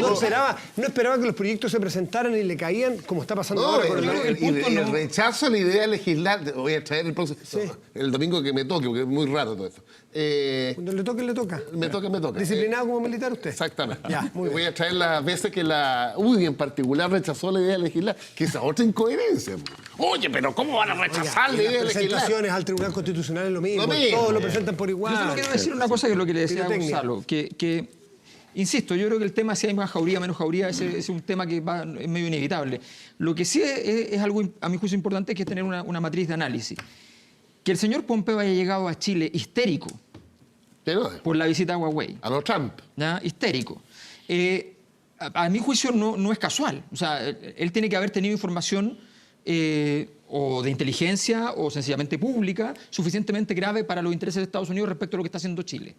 Que lo leen como una quitada. Pero el tema no es cómo actúa el gobierno de Trump, es cómo actúa el gobierno de Chile. ¿Qué te parece? ¿Cómo actúa el gobierno de Chile? A mí lo que me parece interesante, la pregunta es súper simple para mí. Si China estableció una relación más intensa, mucho más intensa de lo que venía haciendo, que ya es bastante, con Chile, y se llegaron a acuerdos políticos importantes, ¿ya? Van a haber exigencias puestas sobre la mesa. A mi juicio, si el presidente Piñera le pidieron que fuera menos activa, por ejemplo, en el tema de Venezuela, Puede ser que una es señal. una señal. Y yo creo que hay que mirar que desde Pero entonces eso a la es- fecha el presidente Piñera ha sido mucho menos... Esto no ha sido Cúcuta. Eso. Gonzalo. No ha sido O sea, tan que es que no activo. se sostiene, se tiene que sostener Impresionante. sobre datos. Pero, por favor, Apenas el presidente mira Guaidó, Cúcuta y mira lo del martes. estando el presidente en Venezuela, ¿ah? apenas Guaidó el martes 30, Tuiteó, ya, ok. no, dio la Estando- señal que tenía que dar estando en China. desde donde podía hacerlo. Reaccionó desde donde podía hacerlo. Si está bien, yo entiendo la vinculación, pero en ningún caso, y además que da lo mismo la especulación sobre lo que podría haber o no ocurrido, que ni tú ni yo vamos a poder fijarlo en hechos, sino lo que va hacia adelante. Por eso. Y el Vamos grupo a de ver Lima, cuánto el va a grupo ser. de Lima, que fue durísimo, tuvo al canciller chileno ahí instalado. Canciller chileno que estuvo ahí instalado poniendo ¿Tú no poniendo el ves una rostro. diferencia No hay en ninguno. la profundidad Entre del Cúcuta y el mar. Porque si hay alguien que no va a condicionar nunca sus oportunidades de negocio a la política, es China. Porque China tiene la separación absoluta en esa materia. Es la relación Tan que tiene... absoluta que mantuvo relaciones con Pinochet. Sí, por supuesto. Absolutamente. Y en eso... Perdón, Trump las tiene con Maduro porque le sigue comprando petróleo. Obvio. Pero no tiene relaciones políticas. Aquí estamos hablando de mantención pero de los relaciones negocios son políticas. los negocios. No, Es que la gente relaciones se olvida. políticas. Hubo 2 países socialistas Que mantuvieron. conducidos por el Partido Comunista que por su pragmatismo relativo interno mantuvieron relaciones con Pinochet, que fue China y Rumania. Y Rusia. Oye, la Unión- Ceausescu. Sí, y la Unión Soviética mantuvo a la Argentina de la peor dictadura de su historia. Con Videla. Esa es la historia de Claro. Torres Jiménez. Chile está a punto de iniciar un camino de desarrollo relevante en materia, por ejemplo, solo voy a poner un ejemplo, de infraestructura. China es un actor relevante en el mundo hoy día en materia de infraestructura. Para un país como el nuestro, ¿no es cierto?, es muy importante fijar posición y también no ser inocente respecto de quién y cómo va a invertir en Chile, si sobre todo mucha de esa infraestructura va a ser licitada internacionalmente por el tamaño, por lo que significa. Va a tener alianzas internacionales con actores locales. Entonces me parece muy razonable, que dijo Pompeo. me parece muy razonable fijar condiciones, porque obviamente que Chile no quiere capital corrosivo de ningún país y para eso tiene que fijar condiciones. Le quiero preguntar a este sector de la mesa de otra frase que han pasado tantas Los cosas. pro-chinos. A este sector de la mesa. Por favor, por Una favor. frase y un hito político que, dado los hechos sucesivos, Realmente quedó sí. un poco opacado. Que es cuando el presidente Piñera hace la frase que tú mencionaste al pasar. Sí, claro. La frase que cada país tiene un poco el gobierno que quiere, el sistema político que quiere. ¿Esa frase es un autogol del presidente Piñera porque después entonces se le va a poder utilizar respecto de Venezuela, Pero si por Guillermo ejemplo? Tellé a los 2 minutos... Así es como están preguntando. Perdón, para este lado. si es para- ¿Es un para autogol? finalizar. ¿Es un autogol de Bueno, Piñera? cuando tú no estuviste el domingo pasado y analizamos esta Sí, frase pues, claro. y tomamos claramente distancia todos en esta mesa sobre estaba, no Sí, estaba, todo estaba la Hernán mesa, Larraín, de esa frase, porque sin duda que es desafortunadísima. Y no es la intención del presidente, porque después al día siguiente hizo un discurso elogiando la democracia ante los cuadros del Partido Comunista, lo cual es muy importante. Pero esa frase sin duda que fue un error político, una cosa que sale... ¿Puede improvisar un presidente en un país como ese, en una gira como esa, en un discurso? Hay discursos que se hacen para pedir disculpas, pero se da la señal. O sea, el día 1 que asume Joseph Ratzinger como Papa, Benedicto XVI, dice el Islam es una religión de violencia. Al día siguiente pide disculpas, pero lo dijo. Hay un punto respecto de las palabras quedan y las palabras tienen una importancia sustantiva, sobre todo en el mundo diplomático. Y por eso yo creo que aquí el presidente Piñera, hay una salida que la menos exigente que uno decirle, mira, ¿sabe qué? El presidente Piñera eligió no innovar en nada lo que han dicho todos los presidentes de todos los políticos que han visitado Pero Chile. fue muy explícito. El punto es de que al escoger sus palabras yo creo que comete un error. Sí. ¿Por qué comete un error? Porque alimenta incluso a aquellos que no creen en la democracia para justificar cosas horrorosas como dictaduras que violan los derechos humanos en Venezuela. Entonces, ahí uno en los hechos, en el resultado, también tiene que hacer, decirle, mira, la frase por sí misma no es un error. La frase por sus consecuencias y de porque le abre la puerta, ¿no es cierto?, a una izquierda que de alguna manera dice, entonces se puede, la democracia Pero ¿y a la es derecha? accidental. Ustedes van a no es marcar necesario. esta línea de división con José Antonio Kast definitiva, un gran admirador de la dictadura. Van a decir, ¿saben qué? Nosotros no queremos ninguna relación con Yo no José tengo Antonio ninguna Kast. duda del compromiso democrático de José Antonio Kast. Mira, ¿Tienes ninguna duda? Ninguna duda. Pero no te- Alberto, escucha. Ninguna duda. ¿De qué está Hoy hablando? día no hay Es un actor ningún... democrático que participa en elecciones. ¿Dónde Bueno, está, pero obvio que no ¿dónde tiene está nada- su, no se puede dónde- llamar a los militares. ¿dónde está su Hoy rol día democrático? no hay ningún político significativo de la centro-derecha o derecha que apoye dictaduras. Pero sí hay gente de izquierda que apoya dictaduras. Esa es la diferencia hoy, aquí. Pero Es un gran avance civilizatorio. ¿eh? Sí, la idea es que no haya retrocesos. Sin duda. Para otros lados. ¿Qué?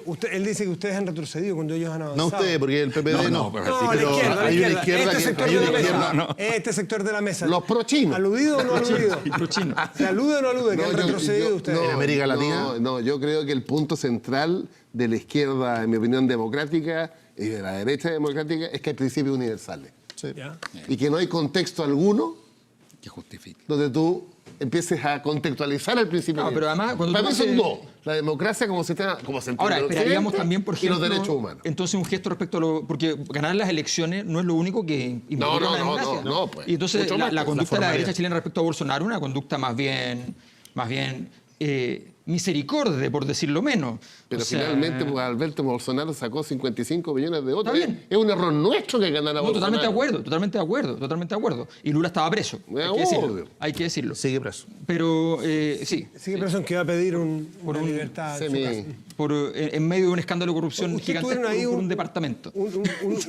Algo sobre José Antonio Kast que me perdí porque yo estaba No, siguiendo a Mauricio. lo que yo estoy diciendo básicamente es que si ese compromiso de la derecha con la democracia es tan fuerte, es fundamental, pero fundamental que marquen una línea divisoria respecto a José Antonio Kast, que es un defensor de la dictadura, de todo lo que hizo la dictadura y una persona que ha estado directamente involucrado y ha ido a visitar y ha estado vinculado a los militares que siguen reivindicando las violaciones a los derechos humanos como si no fueran aquello. Pero para ser justo, Entonces- Alberto, yo leí a Kast diciendo que él rechaza toda violación a los derechos humanos ocurrida en dictadura. Y lo dijo aquí en este programa. Sí, pero, frente a una pero pregunta tú directa. tienes que poner, precisar. o sea, pero es que lo sé, que si nos quedamos solo con las palabras y no con los hechos, con los actos, es Pero muy si complejo. así lo ha hecho, y si nos quedamos con las Alberto. palabras, entonces digamos algo sobre Bolsonaro, que Bolsonaro las cosas que ha dicho son más bien Brutales. espantosas y brutales. Sí, pero la diferencia es que tú lo quieres jugar por lo que ha dicho, que tienes derecho a jugarlo políticamente, pero es de harto distinto a lo que está pasando en Venezuela.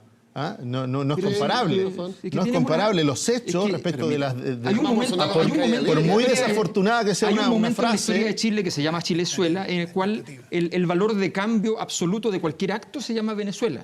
¿Ya? O sea, es curioso cuando en un momento la única moneda que hay para poder hablar de algo, No, es una para comparación intercambiar la realidad, se llama Venezuela. entre ¿Ya? Brasil y otros países. Porque- te puedo nombrar 8, te puedo nombrar Nicaragua. Porque está, no tengo ningún está problema. Brasil, porque está lo que pasa en Argentina, está lo que pasa en muchísimos Absolutamente. países, ¿ya? Lo que pasa en Perú, y hablemos de todas esas cosas. Entonces, frente a eso, lo que te estoy diciendo es simplemente, si eso va a ser de un compromiso tan claro de la derecha, entonces sería muy importante que marquen una distinción clara con aquellos que son herederos y que, Pero está bien, Alberto, y que dan una clara orientación. los quiero Uno cambiar- puede poner el antes y el después, cada chileno lo puede poner donde quiera, pero a efectos de país, de sociedad, eso ya pasó.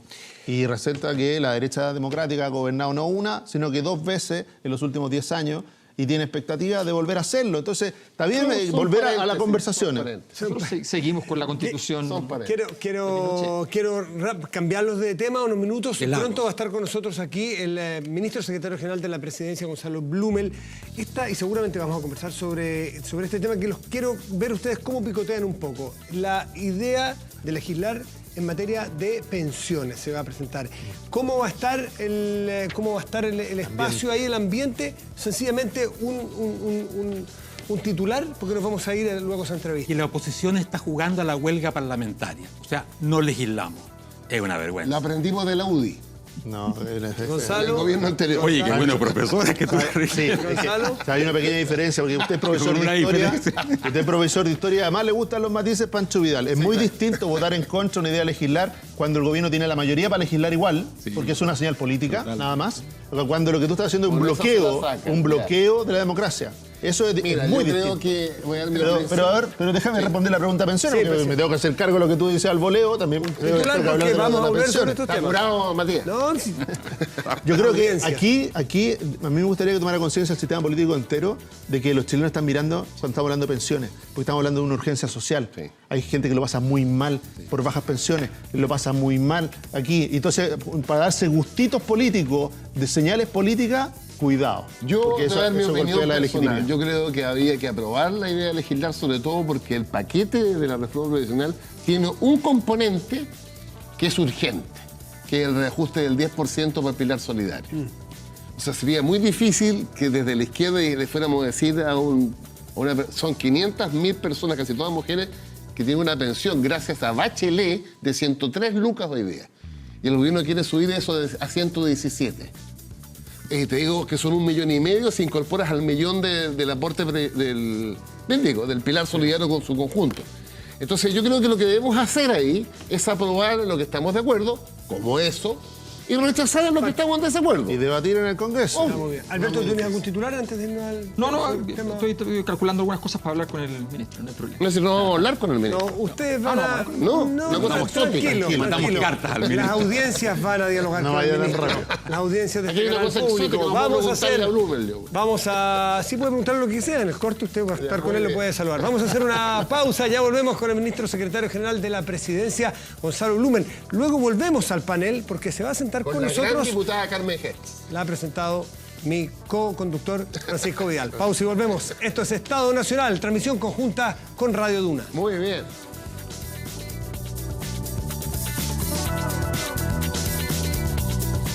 Más fácil cuando tu negocio está conectado. Te invitamos a conocer las soluciones que Claro Empresas tiene para ti.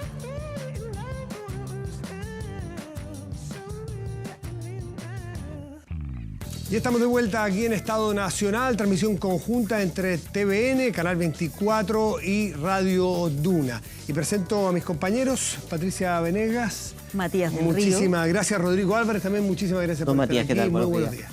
Y a nuestro invitado, el ministro secretario general de la Presidencia, Gonzalo Blumel. Ministro, gracias por estar aquí un día domingo, que esté muy Sí, bien. hola, gracias. Muchas gracias por la invitación. Es 24/7, está claro eso, ¿no? Absolutamente. Además, ayer nos tocó otro seminario también bien interesante sobre los debates de fondo de la centroderecha. Así que está bien, está movida la cosa. Y se vienen varios debates en el Congreso sobre las propuestas que está planteando el gobierno. Y quiero partir por lo más reciente en temas laborales que ha propuesto el gobierno. Por un lado, se dice que esto va a permitir darle al trabajador más opciones para distribuir su jornada laboral. Sin embargo, desde la CUT tienen una mirada que no es tan optimista. Ha dicho Bárbara Figueroa que estas propuestas en materia laboral no va a dar un minuto más de descanso efectivo a los trabajadores, que va a traer más precariedad laboral y más poder a las empresas que a los trabajadores. ¿Qué se establece en este proyecto que efectivamente le dé más herramientas a los trabajadores o que por lo menos evite que ocurran situaciones como las que describe ella? Bueno, lo primero, sorprenden un poco los comentarios y críticas de la presidenta de la CUT porque el proyecto todavía no ingresa al Congreso, va a ingresar lunes o martes de la próxima semana y ya lo está criticando sin conocer el detalle. Yo me quedo con la posición de la senadora Goich, por ejemplo, que dice, mire, buenos titulares, pero hay que conocer los detalles. Y en eso yo creo que la CUT y la presidenta de la CUT, pienso yo, debiese preocuparse más bien de los trabajos del futuro que necesitamos crear que los trabajos del pasado que se van a ir, porque el cambio tecnológico y la revolución tecnológica que estamos viviendo va a hacer que cambie la forma en que entendemos nuestras relaciones laborales. Y por eso es súper importante que avancemos con este proyecto, que además creo yo que tiene un objetivo central para todos los trabajadores de Chile, que es compatibilizar mejor trabajo y familia. Que en el fondo no sea la vida la que siga el trabajo, sino que sea el trabajo el que siga a la vida. Y por eso el proyecto, ¿qué es lo que hace?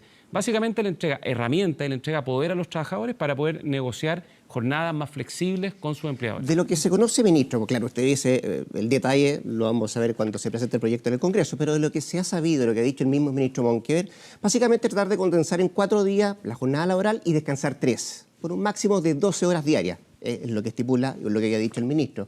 Mi pregunta, ministro, tiene que ver con 4 días de trabajo con 12 horas diarias. Si uno le suma a esto, además, el traslado de la gente desde el trabajo a la casa y de la casa al trabajo, son en promedio 2 horas diarias.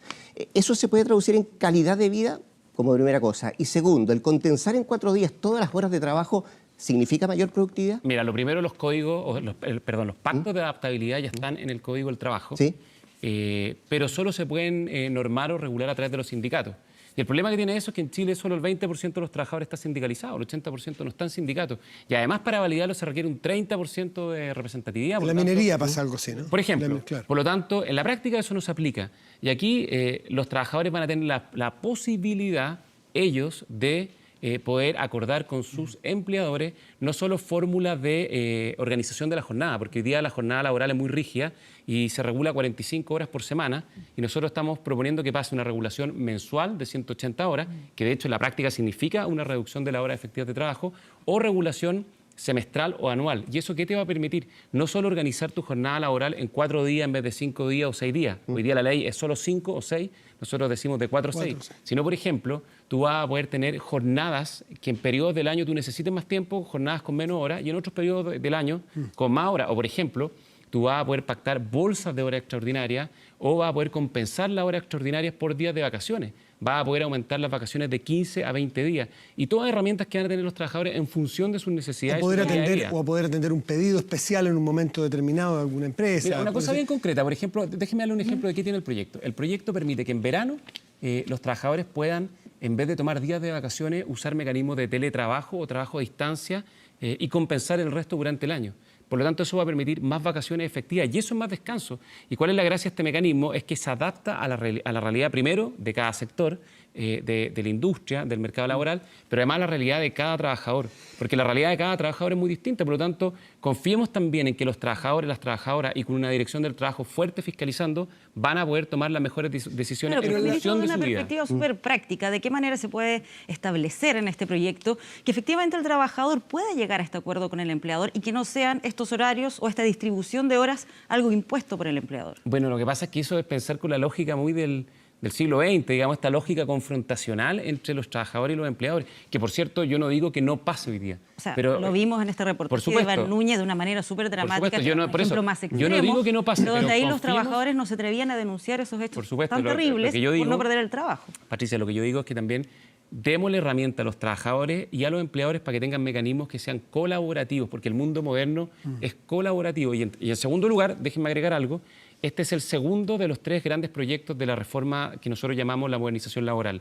El primero ya se presentó hace algunas semanas, tiene que ver con modernizar el sistema de capacitación en Chile, que es fundamental para poder adaptarnos a los trabajos del siglo XXI. El segundo es el que concilia trabajo y vida familiar. Y el tercero, que vamos a ingresar en un par de semanas más, lo que hace precisamente es fortalecer la dirección del trabajo, para que lo que tú estás señalando, en definitiva, no sea un riesgo y que tengamos también una institucionalidad laboral que sancione los abusos, que obviamente tienen que ser sancionados muy fuertemente. Hay una frase hoy en el diario de David Bravo, que es un prestigioso economista, que es muy dedicado al tema de pensiones, en fin, que no es un tipo particularmente de este gobierno, ni mucho menos, es una sensibilidad. Dice, dejémonos de infantilizar al trabajador. Es decir, démosle posibilidades de que ellos también negocien por su cuenta.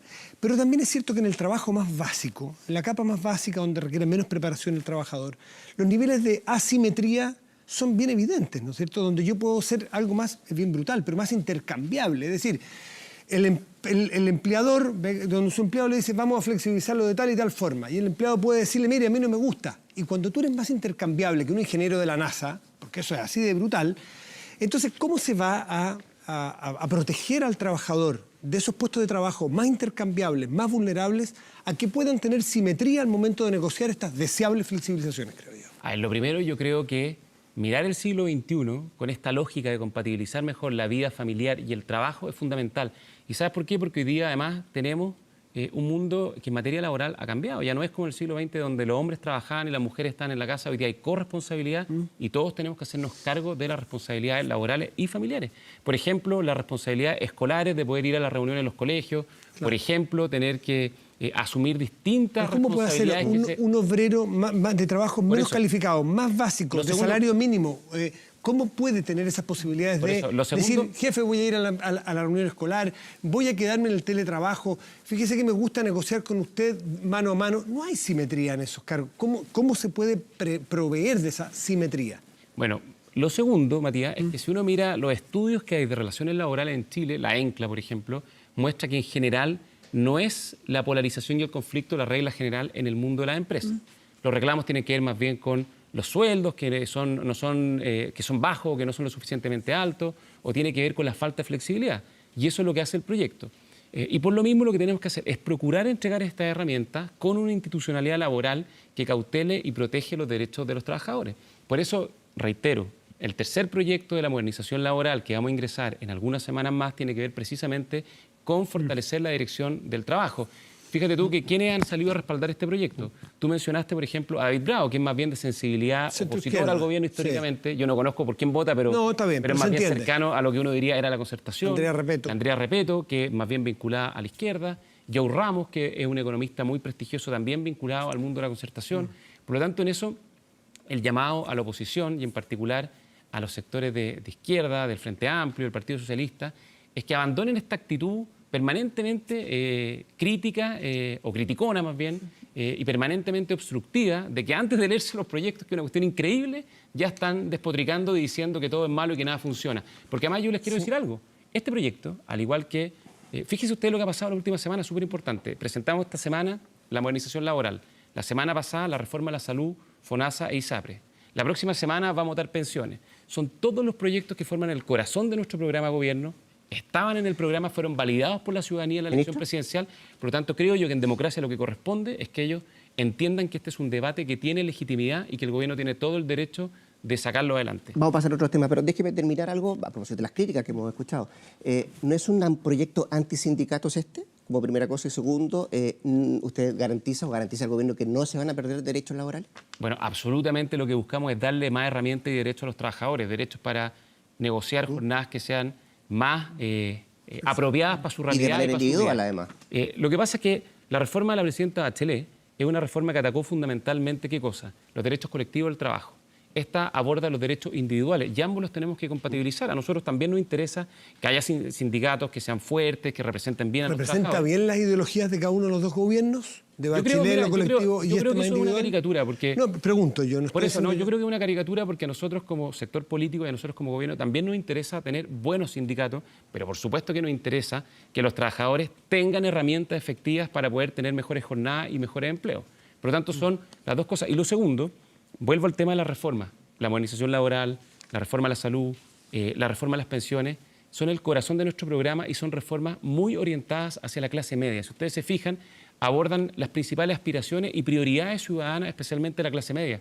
Por lo tanto, lo que estamos haciendo es poner en marcha todo el conjunto de reformas para la clase media que propusimos en nuestro programa de gobierno. Sí, una sola última duda sobre este tema. Si el objetivo es conciliar trabajo, familia, tiempo libre, ¿por qué no apoyar este proyecto que propone que se reduzca la jornada laboral a 40 horas? De Camila Vallejo. Sí, lo que pasa es que desde nuestra perspectiva es una visión más bien simplista, digamos, porque eso, la última rebaja de horas que hubo, creo que fue 48, 45 horas, tuvo un impacto no solo en productividad desde la perspectiva de la empresa, sino en los salarios de los trabajadores. Eso tiene un costo efectivo que se puede traducir no solo en más tiempo libre, lo que es muy deseable, sino también en menores salarios. Por lo tanto, nosotros creemos que nuestro proyecto es más compatible con la necesidad de tener mejores salarios, tener mejor calidad de vida y también tener mayor productividad en el mundo de la empresa. Y lo otro, una cosa que es súper importante en esta reforma o esta modernización laboral, muchas de las medidas que aquí se están incorporando ya las tiene el sector público. Por ejemplo, el ingreso flexible y la salida flexible de la jornada laboral. En el sector público, si tú llegas a las 8 de la mañana, trabajas 9 horas, sale a las 5 de la tarde, pero si llega a las 9 de la mañana, sale a las 6 de la tarde. Eso se adapta a la realidad de cada trabajador, porque algunos tendrán que llevar a su hijo al colegio, u otros les gusta empezar más temprano la jornada. Eso ya está en el sector público, así como muchos otros de los beneficios que está esta reforma. Si esto fue bueno para el sector público y la ANEF y la CUT nunca reclamó cuando estos beneficios fueron introducidos en el sector público, ¿por qué en el sector privado, donde está el 80, el 90% de los trabajadores, esto no va a ser bueno? Ministro, vamos a pensar que va a vivir una semana clave, ¿cierto? Se va a comenzar a discutir la idea en la Comisión de Trabajo y votar la idea de legislar. Al igual como pasó en la reforma tributaria, ¿existe la posibilidad del gobierno acá de abrirse a cambiar, modificar algo antes de la idea de legislar? ¿O no hay opción, no hay piso para eso? Mira, lo primero, el gobierno ha estado siempre abierto a recoger planteamientos y posturas, no solo de la oposición, sino también de Chile Vamos. Lo hicimos en la discusión de la modernización tributaria, pero yo creo que no hay que perder el foco, porque lo que vamos a votar esta semana vence el plazo de la urgencia de la reforma de las pensiones. El día jueves 7 se vence el plazo de la urgencia y por lo tanto nosotros le pedimos a la comisión y al presidente de la comisión, que es quien fija la tabla, que vote la idea de legislar. Y después, bueno, él emitirá su voto a favor, en contra, es una decisión de él. Yo creo que votarlo en contra sería absolutamente incomprensible para los 2,5 millones de pensionados que se verían favorecidos por este proyecto. Ahora, la oposición, ¿qué nos ha planteado? Fundamentalmente dos cosas: introducir mayores elementos de solidaridad y ver algún mecanismo que fortalezca el sistema de administración de los 4 puntos adicionales de cotización que tiene el proyecto. Nosotros hemos dicho que estamos abiertos. Por lo tanto, lo que creemos que corresponde es que se vote la idea de legislar y pasemos a la discusión de detalles, que es la discusión artículo por artículo y de las indicaciones. Es que la práctica legislativa y parlamentaria indica que la idea de legislar es las ideas generales del proyecto. ¿Cuáles son las ideas generales de esta reforma? 1, aumentar los recursos para el pilar solidario y subir la pensión básica. Hoy día está en torno, escuché a Pancho Vidal decir 103.000 pesos, yo le digo a mi amigo Pancho, que es bueno para los números y las cifras, que es 107.000 pesos y que no va a subir a 117.000 pesos, va a subir progresivamente hasta aumentar un 50% y llegar en torno a los 160.000 pesos. Entonces, primer punto, aumentar la pensión básica y el aporte previsional solidario. Segundo punto, crear un nuevo pilar solidario, y esto es importante, vuelvo al tema de la clase media, para las mujeres y para la clase media. Hoy día ellos están fuera de los beneficios en materia de pensiones. Este proyecto crea beneficios para aumentar las pensiones, apenas se apruebe la reforma, para las mujeres y para la clase media. Una mujer, por ejemplo, de clase media, que haya cotizado alrededor de 35 años, puede aumentar su pensión en hasta 100.000 pesos una vez que se apruebe este proyecto. Y además tiene otros beneficios, como por ejemplo, crea un seguro de dependencia física para todos los adultos mayores que están con dependencia severa, entre 80 y 100.000 pesos para el cuidado de los adultos mayores postrados. Estamos hablando de 135.000 adultos mayores que se verían favorecidos. Entonces, la pregunta es si estamos votando la idea de legislar, que son como las ideas generales del proyecto, ¿están en contra de estas 3 cosas? ¿No les parecen estas 3 cosas? Y el cuarto elemento, que es subir la tasa de cotización de 10 a 14%, y eso lo van a pagar los empleadores, ¿están en contra de esa idea en general?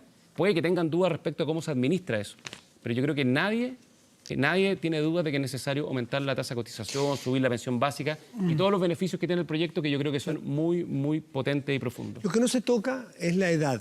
la edad de jubilación, que hoy día está en 60 años para las mujeres, 65 para los hombres. Una de las AFP esta semana o la semana pasada, uno de sus presidentes de una de las AFP decía que sería partidario, por ejemplo, de cambiar o de aumentar la edad de jubilación para las personas que han nacido después, creo que era el año 2000, ponía, ¿no? Que es una alternativa más de futuro, no que afecta a las personas que están ahora en ese proceso o más cerca de ese proceso. Se van a abrir ustedes a hablar de edad, que es un tema políticamente hipersensible, no en Chile, en todo el mundo ha sido muy sensible. A ver, lo primero, creo yo que al gobierno no le corresponde hacerse cargo de todos los planteamientos y todas las propuestas que surjan de todos los sectores, sino lo que tenemos que hacer... Yo le digo de esa puntual, le pregunté, como mencionándolo a él, no si le gusta o no, por eso, si se van a abrir a hablar de la edad. Lo que yo quiero decir, Matías, es que lo que nos corresponde, creo yo, y ese es mi rol como ministro secretario general de la Presidencia, es cumplir con nuestro programa de gobierno. Y nuestro programa de gobierno decía estas 4 cosas: aumentar las pensiones básicas, crear una pensión especial para mujeres y clase media, subir 4 puntos la tasa de cotización y crear este seguro de dependencia física para adultos mayores que tienen dependencia severa. Dicho eso, el proyecto sí incorpora incentivos y estímulos para que los adultos mayores que quieran seguir trabajando lo puedan seguir haciendo si esa es su voluntad. No obligado, no con una ley especial que establezca una edad más alta de jubilación, sino con ciertos incentivos que el proyecto trae para eso. Por ejemplo, quienes se mantengan más allá de la edad legal de jubilación van a recibir una inyección con aportes fiscales o estatales para subir el monto de su pensión. O, por ejemplo, el proyecto establece que si yo postergo mi edad de jubilación, la postergo, por ejemplo, 3-4 años, y aumento mi ahorro previsional en 5 millones de pesos en ese periodo, yo puedo retirar cash para el bolsillo la mitad de ese mayor ahorro. O sea, aumento el ahorro previsional, pero puedo sacar cash directo para el bolsillo para cualquier cosa que yo quiera hacer una vez que me jubile. Y otra cosa que es importante, vuelvo a la modernización laboral, a propósito de los beneficios del proyecto que la CUT calificó en forma muy crítica. El proyecto tiene algo que es súper importante. Hoy día los adultos mayores no pueden postular o acceder a las capacitaciones de CENSE, el Servicio Nacional de Capacitación. Cuando una persona llega a los 60 o 65, es excluido del mercado laboral, es expulsado del mercado laboral, aun cuando su voluntad sea seguir participando. La modernización laboral rompe esa discriminación y permite que CENSE pueda dar cursos de capacitación para los adultos mayores. Sí, ministro, antes de terminar, preguntarle también respecto a cómo se va a ir abordando todos estos temas en el Congreso. Estoy pensando en esta reforma y en general todo lo que se viene. Lo digo porque usted ha hecho un llamado a este espíritu de los acuerdos. Pero ¿cuánto incide, cuánto puede ayudar a ese espíritu de los acuerdos cuando escuchamos declaraciones, por ejemplo, de la vocera del gobierno, Cecilia Pérez, quien dice: la izquierda se ha acostumbrado a mentir, estamos tratando de arreglar la mediocridad del país que nos dejaron en el gobierno anterior, volver a levantar un país después del desastre de lo que fue la nueva mayoría? ¿Concuerda con ese diagnóstico que ella hace? ¿Ayuda esto a poder a avanzar y afianzar ese espíritu de los acuerdos? Lo que pasa es que lamentablemente, y esto yo creo es un tema más general, el debate público nos estamos acostumbrando mucho a lo que se llaman los fake news o argumentos que son falsos. Hemos escuchado críticas de la oposición, por ejemplo, decir que la reforma de las pensiones va a producir beneficio en 40 años más, cuando los beneficios se empiezan a aplicar inmediatamente apenas se apruebe la reforma. Entonces, cuando alguien escucha ese argumento, ¿qué te queda? Asumir que o es ignorancia o simplemente es mala fe para hacer críticas que no tienen ningún sentido con la realidad. Lo mismo cuando discutimos, por ejemplo, otros proyectos como la reforma a la salud o la modernización laboral, escuchamos argumentos que no son reales. Y en eso nosotros, el llamado que le hacemos a la oposición, mira, llevamos un año de gobierno y hemos tenido una posición, salvo excepciones, que yo agradezco en sectores de la democracia cristiana y el Partido Radical, pero hemos tenido una oposición de izquierda que lo único que ha hecho es decir no a todo lo que propone el gobierno. ¿Pero corresponde este tipo de conceptos para No, lo que yo quiero decir es que lo que crítica? corresponde es que la oposición, después de un año de obstruccionismo, mayoritariamente, y decir que no a todo, de una buena vez se abra y empiece a hacer propuestas. Que antes de decir que no, se lea los proyectos. Y que antes de criticar, presente sus contrapropuestas. Si de eso se trata el debate democrático y el debate legislativo. Nosotros queremos que suban las pensiones, nosotros queremos terminar con las discriminaciones en la ISAPRE, queremos un mejor FONASA, queremos un mejor sistema laboral para que haya más empleo y mejor empleo y más compatibles con la vida familiar. Es que esto es súper importante. Estas son las reformas que nos planteó la clase media y que como gobierno hemos propuesto al frente. Entonces, el llamado a la oposición es que después de un año de acostumbrarse, creo yo, equivocadamente a decir que no a todo, ojalá los liderazgos más constructivos puedan imponerse. Porque si no, creo que lo que va a pasar es que el castigo que recibió la nueva mayoría, que fue tan profundo, en la última elección presidencial se va a mantener por más tiempo, porque la gente no quiere eso, la gente quiere acuerdos, quiere diálogo y quiere que el país progrese. Déjeme hacerle la última, al menos de mi parte. Hoy día se publicó parte de la encuesta CADEM que da cuenta que el 60% de los encuestados rechaza el viaje de los hijos del presidente Piñera a China. Y un 65% de esos mismos encuestados rechazó aún más la presencia de ellos en una cita empresarial. ¿Error no forzado? Digamos, también. Oye, mira, yo creo que el mismo presidente dio cuenta del punto, apenas llegó a Chile. Pero no hubo mucha autocrítica. ¿Ah? No hubo mucha autocrítica al presidente. Yo te puedo decir que el presidente, ¿Está en su ADN pedir disculpas, por ejemplo? obviamente le importa lo que pasó porque fue una gira muy exitosa, donde se juntó con las 3 máximas autoridades de China. Tuvo una serie de acuerdos en materia de tecnología, de electromovilidad, que fueron muy exitosas. Fue transversalmente calificada como exitosa la gira, por lo tanto eso obviamente produjo un problema que hubiésemos preferido evitar. Y por lo mismo el presidente apenas llega, ¿qué es lo que dice? Bueno, yo he escuchado a la gente, me doy cuenta que este es un tema que es algo que todos los presidentes han hecho, viajar con su familia, pero entiendo que este es un tema que causa inquietud y por lo tanto esto se va a regular a través de un protocolo que va a definir qué corresponde y qué no corresponde. Ministro, eso fue tirarlo un poquito al córner porque si va a haber un protocolo, viene la chilena, vamos a hacer una ley, todo es ley aquí en Chile. En vez de decir, nos equivocamos, en realidad no lo vi bien, cuando los vi sentados ahí les debí haber pedido que se levantaran, no era apropiado que estuvieran, hubiese sido mucho más sincero porque entiendo que el presidente estaba molesto, o al menos, según dijo Pepe Auto ayer, no fue lo que él mandó, él no fue, dijo, sientan a mis hijos ahí. Es decir, no hace falta hablar más cara a cara a la gente, decirle nos equivocamos, nosotros también nos equivocamos y fue un error. Mira, puede ser, pero al final fue algo que se hizo de buena fe. Como te decía, todos los presidentes han viajado con sus familiares. No todos se sientan en reuniones de Por trabajo. supuesto, natural y comprensible, pero entendemos que los estándares son distintos. Y eso lo asumimos como gobierno y obviamente es algo que tenemos que revisar. Y que a futuro seguramente no se va a poder hacer de la misma manera. Y por eso el presidente dijo claramente, yo reconozco que aquí la ciudadanía ha hecho un punto, recojo el punto y esto de aquí adelante lo vamos a cambiar. Es verdad que el presidente... A confesión de parte, relevo prueba. Sí. Yo pensaba algo más directo, decir, disculpen, nos equivocamos, esto no se repetirá. En vez de decir, vamos al protocolo, que vamos a ir por aquí y por allá, un poquito largo el camino, pero en fin. Es verdad lo que dijo Pepe Out, que el presidente le había dicho que eso no estaba en agenda, la participación de su hijo en esta cita empresarial y que incluso él no lo pidió. No lo sé, yo no estuve ahí, además Pero, Pepe Out te piensa que Ministro, usted no se le va ni una. que... Ministro, ¿de qué fue el resorte de decir pongan 2 carteles con los nombres de Sebastián y Cristóbal Piñera? La verdad, sinceramente no lo sé, no estuve ahí presente. Creo que esos detalles no son lo central es que efectivamente... ¿Frente a la gente no es central? No, yo quiero decir que lo central es que eso produjo un problema, que lo estamos reconociendo, y que obviamente lo sustantivo de la gira fue mucho más importante. Y ojalá que eso no hubiese pasado, porque lo importante, los acuerdos, la integración con China, al Asia-Pacífico, la gira a Corea del Sur también muy importante, y todo el liderazgo que está teniendo... Mira, este año vamos a tener la PEC en Chile, vamos a tener la COP25. El presidente Piñera fue invitado al G20 en Argentina y va a ser invitado al próximo G20 en Japón. Hay un liderazgo internacional del presidente Piñera y de la política exterior chilena que se está reconociendo y eso es lo importante. Y esto otro, ojalá no hubiera pasado y no va a volver a pasar en el futuro porque entendemos que los tiempos cambiaron. Ministro Secretario General de la Presidencia, Gonzalo Blumen, muchísimas gracias por estar esta mañana aquí en Estado Nacional. Gracias a ustedes, que les vaya muy bien. Por acompañarnos, ministro. Y Rodrigo y Pati, muchas gracias a ustedes también. Nosotros vamos a hacer una pausa, no se separe porque ya estará con nosotros en el panel de vuelta la diputada Carmen Hertz del Partido Comunista. Pausa y volvemos en Estado Nacional, transmisión conjunta con Radio Duna.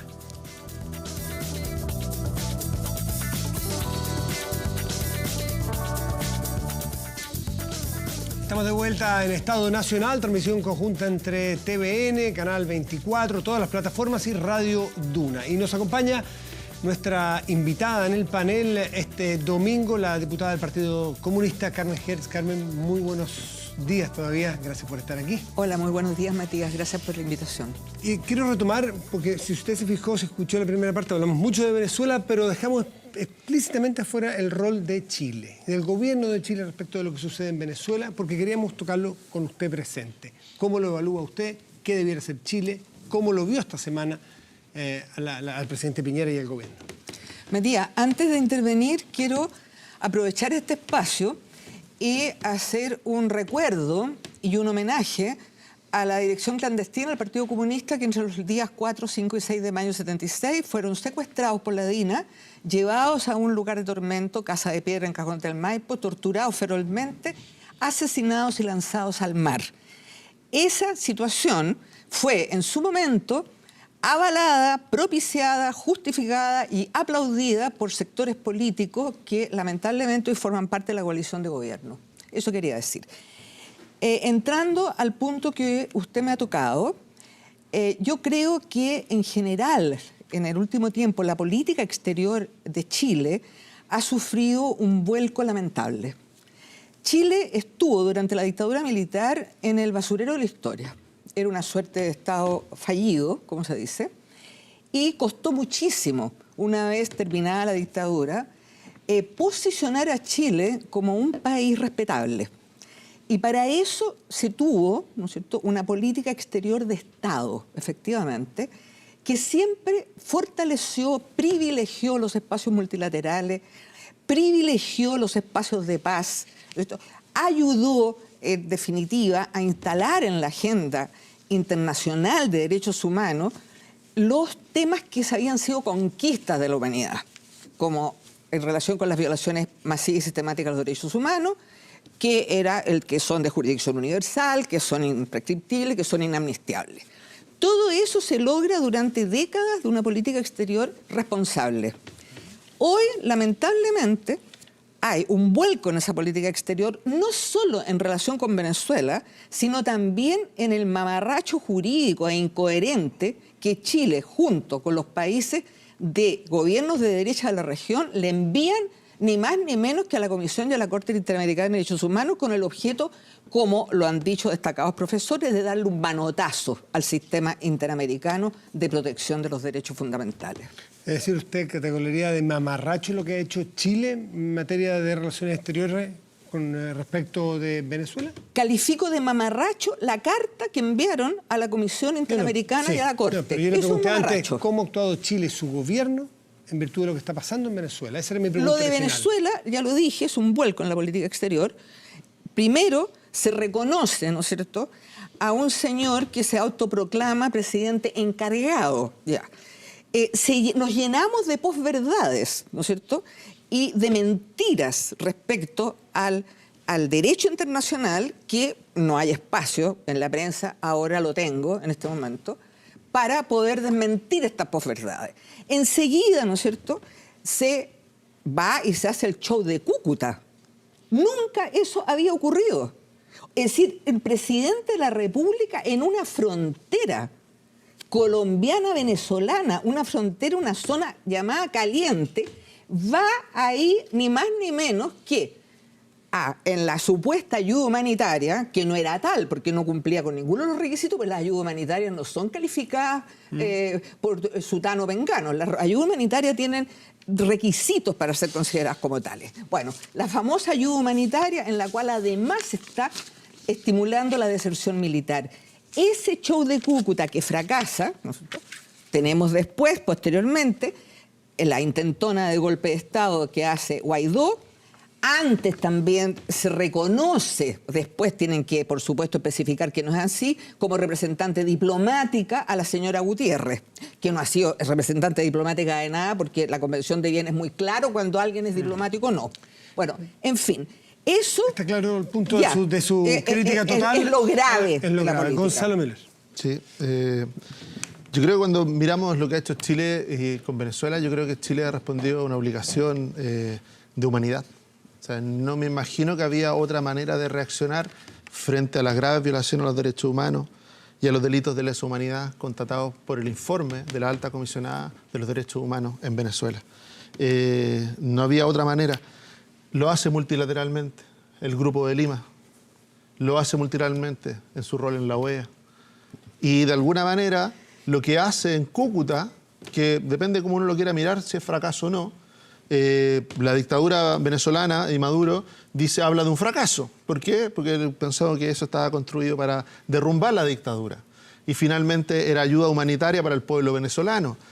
La gran diferencia, tú sabes que ese día hubo dos eventos. Uno en la frontera con Brasil y uno en la frontera con Colombia. En la frontera con Colombia había presencia de medios de comunicación. ¿Gracias a qué? A que había presidente del Paraguay, el presidente de Chile, el presidente de Colombia. Y ahí no hay mayores hechos de violencia. En la frontera con Brasil hubo heridos o enfrentamientos, muertos. O sea, cuando uno dice hay que agotar todas las instancias para salir una salida democrática a Venezuela. Incluye a veces hacer cosas que normalmente no se harían. En normalidad democrática no se harían. Mauricio. Bueno, hay que volver a destacar un punto que hicimos antes. El único golpe de Estado en Venezuela lo dio Nicolás Maduro el 10 de enero de este año, cuando se autoproclamó presidente en base a una elección ilegítima. Vamos a lo de Chile ahora. Chile hoy día está junto a las democracias del mundo, defendiendo la democracia y los derechos humanos.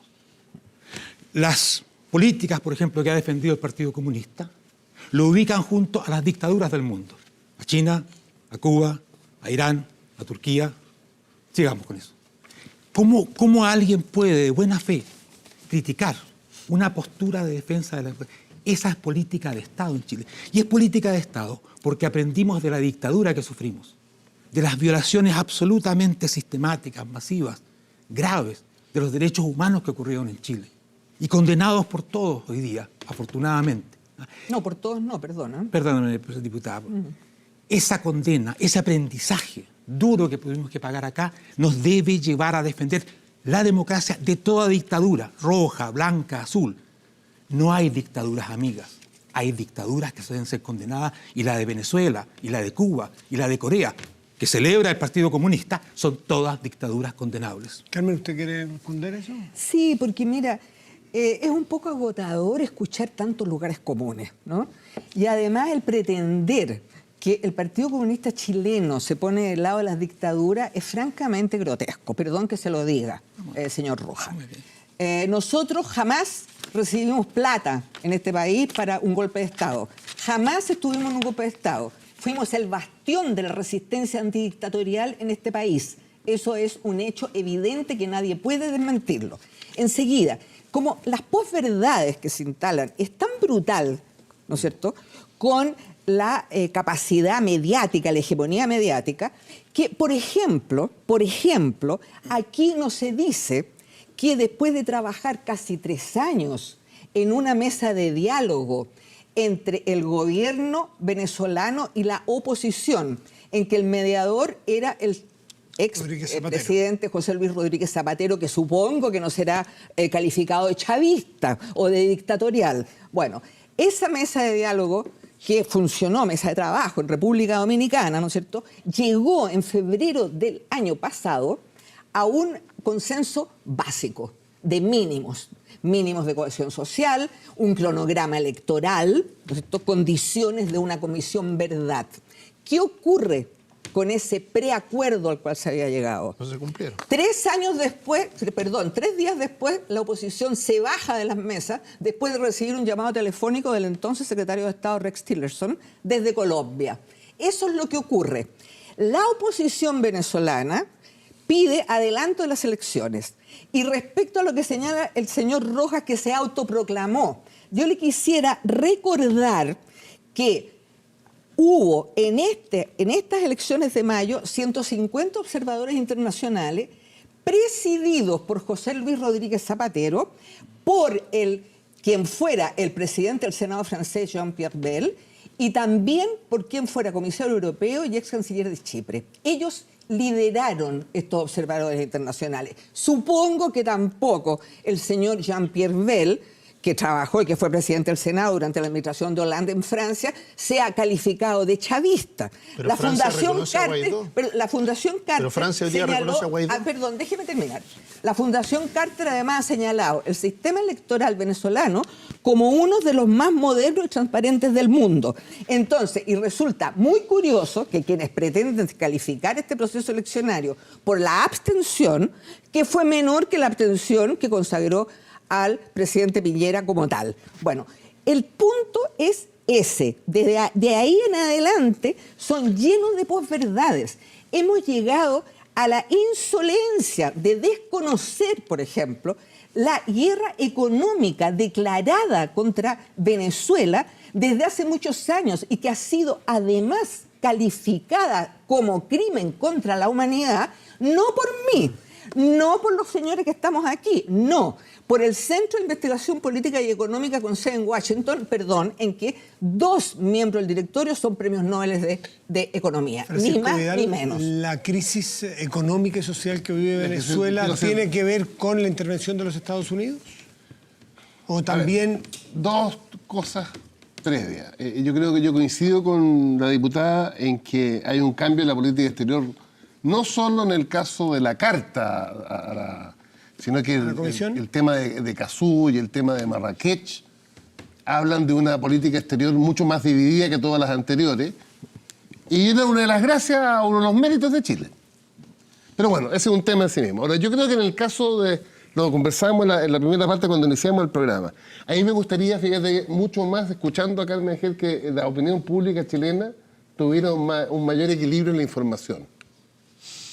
Porque es bien... Pero Pancho Vidal... No, déjame terminar. No, vas a creerlo. Yo creo que aquí hay una tendencia a desconocer la otra argumentación, la que acabo de escuchar de Carmen Hertz, que yo la había leído en muchas partes. Eso está disponible en muchas partes si uno quiere acceder a ella. Uno puede... O sea, te tienes que meter en internet, porque los canales de televisión no lo dicen, en la línea de los medios no lo dicen, y no es una información que la ciudadanía aquí maneje. O sea, por favor. Diputada, pero meterse en internet hoy día no es cosa que hay que tener un posgrado.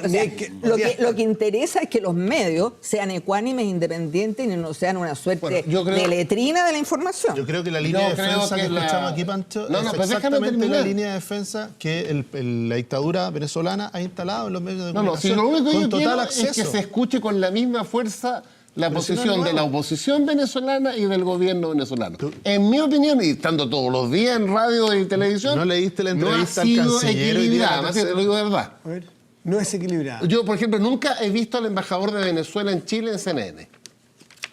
No he visto nunca, yo participo en un programa matinal del Canal 13, nunca he visto la posición del gobierno venezolano. He visto a Guaraquena, he visto a una ex miembro del tribunal que en el exilio. Es todo lo que veo para mayor información de los chilenos. Dicho lo anterior, porque ya dijimos en la primera parte, para no repetirme... Me pongo este canal porque en Canal 24, que hay noticias todo el día, aquí hay visiones totalmente amplias. ¿Aquí hay personas... un embajador de Venezuela? No tengo la agenda de todos los que he sido invitados, pero personas, no solo el embajador, puede ser vocero de los que quiera decir el gobierno de Venezuela. Ya. Aquí sí han estado invitados. En mi opinión. En vía pública que me ha tocado conducir a mí, no el embajador, pero muchas personas que defienden esa visión. Muy bien. Dicho lo anterior, le quiero preguntar a la diputada... Perdón, el embajador yo lo invito para mañana, lunes en la noche, vía pública. Muy aquí, bien. Si nos está escuchando. Vamos a ver si logramos tenerlo, porque no es fácil tenerlo. Así que mañana lo podemos tener aquí. No hay ningún problema. O sea, sería estupendo para nosotros periodísticamente tenerlo. Invítenlo formalmente. Ya que me diste la palabra, la pregunta a la diputada es la siguiente. Esto puede ser una discusión interminable. Mi concepto es que es una especie de empate estratégico en que ninguna de las dos partes gana, los hechos políticos están a la vista. ¿No sería bueno lo que dice hoy día el canciller en la tercera venezolano? De que abrir nuevamente el diálogo y que esto termine en lo que es más sensato, que es una elección en Venezuela. El Grupo de Contacto, por ejemplo, propone la solución política. Guaidó se niega. Una elección presidencial. Sí, con todo. Elegir al presidente, la asamblea. Dime si no es lo más sensato. Eso es lo que ha dicho Guaidó en todos los medios. No, Guaidó acaba de decir que no entra en diálogo él con Maduro de ninguna manera. Sí. Y la proposición del Grupo de Contacto del que Chile se marginó es precisamente una solución política. Una solución política porque nadie niega la crisis política que existe, ¿cómo se podría negar que existe en Venezuela? El tema es que tampoco es posible negar que la crisis brutal económica ha significado un castigo colectivo, porque eso es lo que se ha hecho contra la población civil inocente. Y eso, perdón, Matías, panelista, no lo digo yo, lo dice no solo el centro al que me referí con sede en Washington, sino que lo dice ni más ni menos que un experto independiente de Naciones Unidas que visitó y estuvo en Venezuela, que es el señor Alfred de Zayas, profesor en Harvard, profesora en la Universidad de Göttingen y el experto en Naciones Unidas para el mantenimiento de un orden democrático. Pero también estás de acuerdo en que la institucionalidad internacional ha dicho que en Venezuela el Estado, el gobierno, la dictadura venezolana, Nicolás Maduro, viola los derechos humanos sistemáticamente. El señor Alfred de Saya... y que además estamos hablando de la institucionalidad internacional. Sí, es parte de la institucionalidad, un experto independiente La alta comisionada enviado. de derechos humanos estamos hablando, y de esa es la institucionalidad internacional para este tema. Ha dicho que se violan sistemáticamente los derechos humanos por parte del gobierno. No, el informe, de la alta comisionada de Naciones Unidas delitos no de dice lesa que humanidad. se viola sistemáticamente. Usted está equivocado, leyó otro informe. ¿No se violan los derechos humanos en Venezuela? El informe de la alta comisionada señala las violaciones de derechos humanos que hacen colectivos armados pro gobierno. Eso es lo que señala. No dice que es sistemática y no voy a entrar en esa discusión porque es cuestión de leer el informe. Por supuesto. ¿No lo hace sistemático? No es sistemático. ¿O son decisiones individuales de los colectivos? Mire, señor Miller, yo no voy a entrar a discutir porque obviamente que no puedo obviar el talante autoritario de hoy del gobierno venezolano, que ha sido conducido indudablemente por las sanciones económicas, porque esas sanciones económicas, perdón que lo diga e insista, en que el señor Alfred de Saya no va a ser considerado también un señor chavista. Alberto Mayor. Un experto, perdón, de inmediato, ¿qué es lo que dice? Que las sanciones son tan feroces, el bloqueo económico y financiero, hasta incluso hay un portal web que manipula el bolívar y el dólar, que se llama Dollar Today, que tiene residencia en Miami y que promueve la hiperinflación y desestabiliza toda la economía. Este señor ha dicho que estas sanciones podrían configurar crímenes de lesa humanidad de acuerdo al artículo 7 del Estatuto de Roma. Lo ha dicho él, no lo digo yo. Alberto Mayor. A ver, yo creo que de todo lo que se ha dicho, yo creo que es bien importante decir que efectivamente la información con la que contamos hoy día es una información dispar. Pongo un ejemplo súper sencillo. Hemos tenido reportajes en los canales de televisión que nos diga cuáles son las sanciones económicas que ha recibido y desde cuándo Venezuela, o sea, para saber. Porque tú hablas de un informe de la Alta Comisionada de Derechos Humanos. Pero ese informe es muy reciente. Las sanciones comenzaron mucho antes de que estuviera definido internacionalmente que había que tomar algunas clases de represalias. Y esas represalias que se han tomado no se han tomado por organismos de carácter internacional, sino que se han tomado individualmente a partir de estados específicos, sin discusión siquiera en esos estados respecto al conjunto de represalias al respecto. ¿Le vamos a dar un contexto a las violaciones de derechos humanos en Venezuela? No. Estoy diciendo simple. A ver, mira. Porque el informe. Los claro informes, ojo, diferenciemos. Creo que raya la cancha de una manera como que bastante definitiva. Los informes hasta ahora dicen que hay violaciones a los derechos humanos. Las violaciones de derechos humanos incluso pueden ocurrir sin la voluntad expresa de los actores. Las violaciones de derechos humanos hay en el Sename, pero no significa que el Sename esté organizado para violar los derechos humanos de los niños. Es diferente los delitos de lesa humanidad. Y los delitos de lesa humanidad de carácter sistemático, efectivamente, eso es el gran tema y eso es lo que está hoy día investigándose para el siguiente informe. ¿Ya? Eso es lo que está trabajando ahora. Ese informe no existe. O sea, dejémoslo en claro. Entonces, el punto es, antes de empezar a hacer esto, decimos simplemente las sanciones económicas existen desde antes y se tomaron y han afectado. No sabemos cuánto. Es una discusión relevante saber cuánto fue mala gestión, cuánto fue captura en la corrupción, cuánto fue las sanciones económicas. Es una discusión que yo la acepto como tal, pero hagámosla la misma discusión que se planteó con Bachelet acá. Los problemas económicos de Chile tenían que ver con problemas internos o externos. Esa discusión, tal como es, hagámosla respecto a Venezuela con seriedad. Pero mientras no sepamos cuáles son todas las sanciones económicas, no se nos aclare cuáles son los impactos que han tenido, es muy difícil efectivamente definir si lo que falta hoy día en los hospitales es responsabilidad de Maduro o es una responsabilidad de terceros. Lo que habrá que discutir con seriedad es que tenemos que cambiar de tema para que alcancemos a tocar otro asunto. No vamos. Es que para que alcancemos, Mauricio. Oye, yo habría querido señalar esta semana, una de las sanciones diputada, pero si están en la prensa, hay que buscarlas. Es fácil buscarlas. Están en las redes. Están en todas partes. No, las sanciones más significativas que fue prohibirles comprar insulina, bloquear los medicamentos antimalaria en Colombia, las tres grandes transnacionales farmacéuticas no darles certificados de importación de medicamentos oncológicos, por decir algo, apropiarse de los activos de Citgo, una empresa filial de la petrolera de Venezuela, apropiarse, porque eso fue lo que hizo el gobierno norteamericano, para entregárselos al señor Guaidó, que ha sido calificado como pelele por varios analistas. me mencionara una democracia que reconoció como legítima las elecciones de mayo de 2018. Yo le puedo nombrar una larga serie de dictaduras. Yo le puedo decir ¿Usted que me puede nombrar alguna democracia? Sí, ¿Cuál? sí. Le voy a decir algo. El Vaticano, por ejemplo... Pero el Vaticano no es una democracia. El Vaticano avaló al señor Rodríguez Zapatero. Estamos hablando del Vaticano de avalar las democracias. Es uno de los dos estados del mundo que no es democracia. No, por supuesto. Nómbreme una democracia, por favor. A ver, le voy a nombrar, porque aquí se dice la mayoría de los países, que reconocieron a Guaidó, lo cual es mentira, porque los países no son de las 50. elecciones de mayo del 2018. Las elecciones de mayo, ya que fueron... ¿Qué democracia las reconoció? Fueron monitoreadas, le insisto, por Jean-Pierre Bel y por... ¿Qué democracia las reconoció? Los países de la Unión Europea lo reconocieron. Por supuesto las que elecciones de mayo... Pero por supuesto que sí. Pero por supuesto sí fue...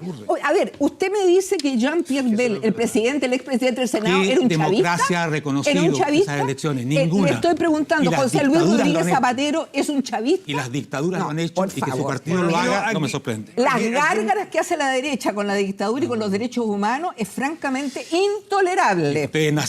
Como yo estoy recordando hoy día, el asesinato de la dirección clandestina del Partido Comunista, señor Rojas y señor Miller, fueron avalados, justificados y propiciados por el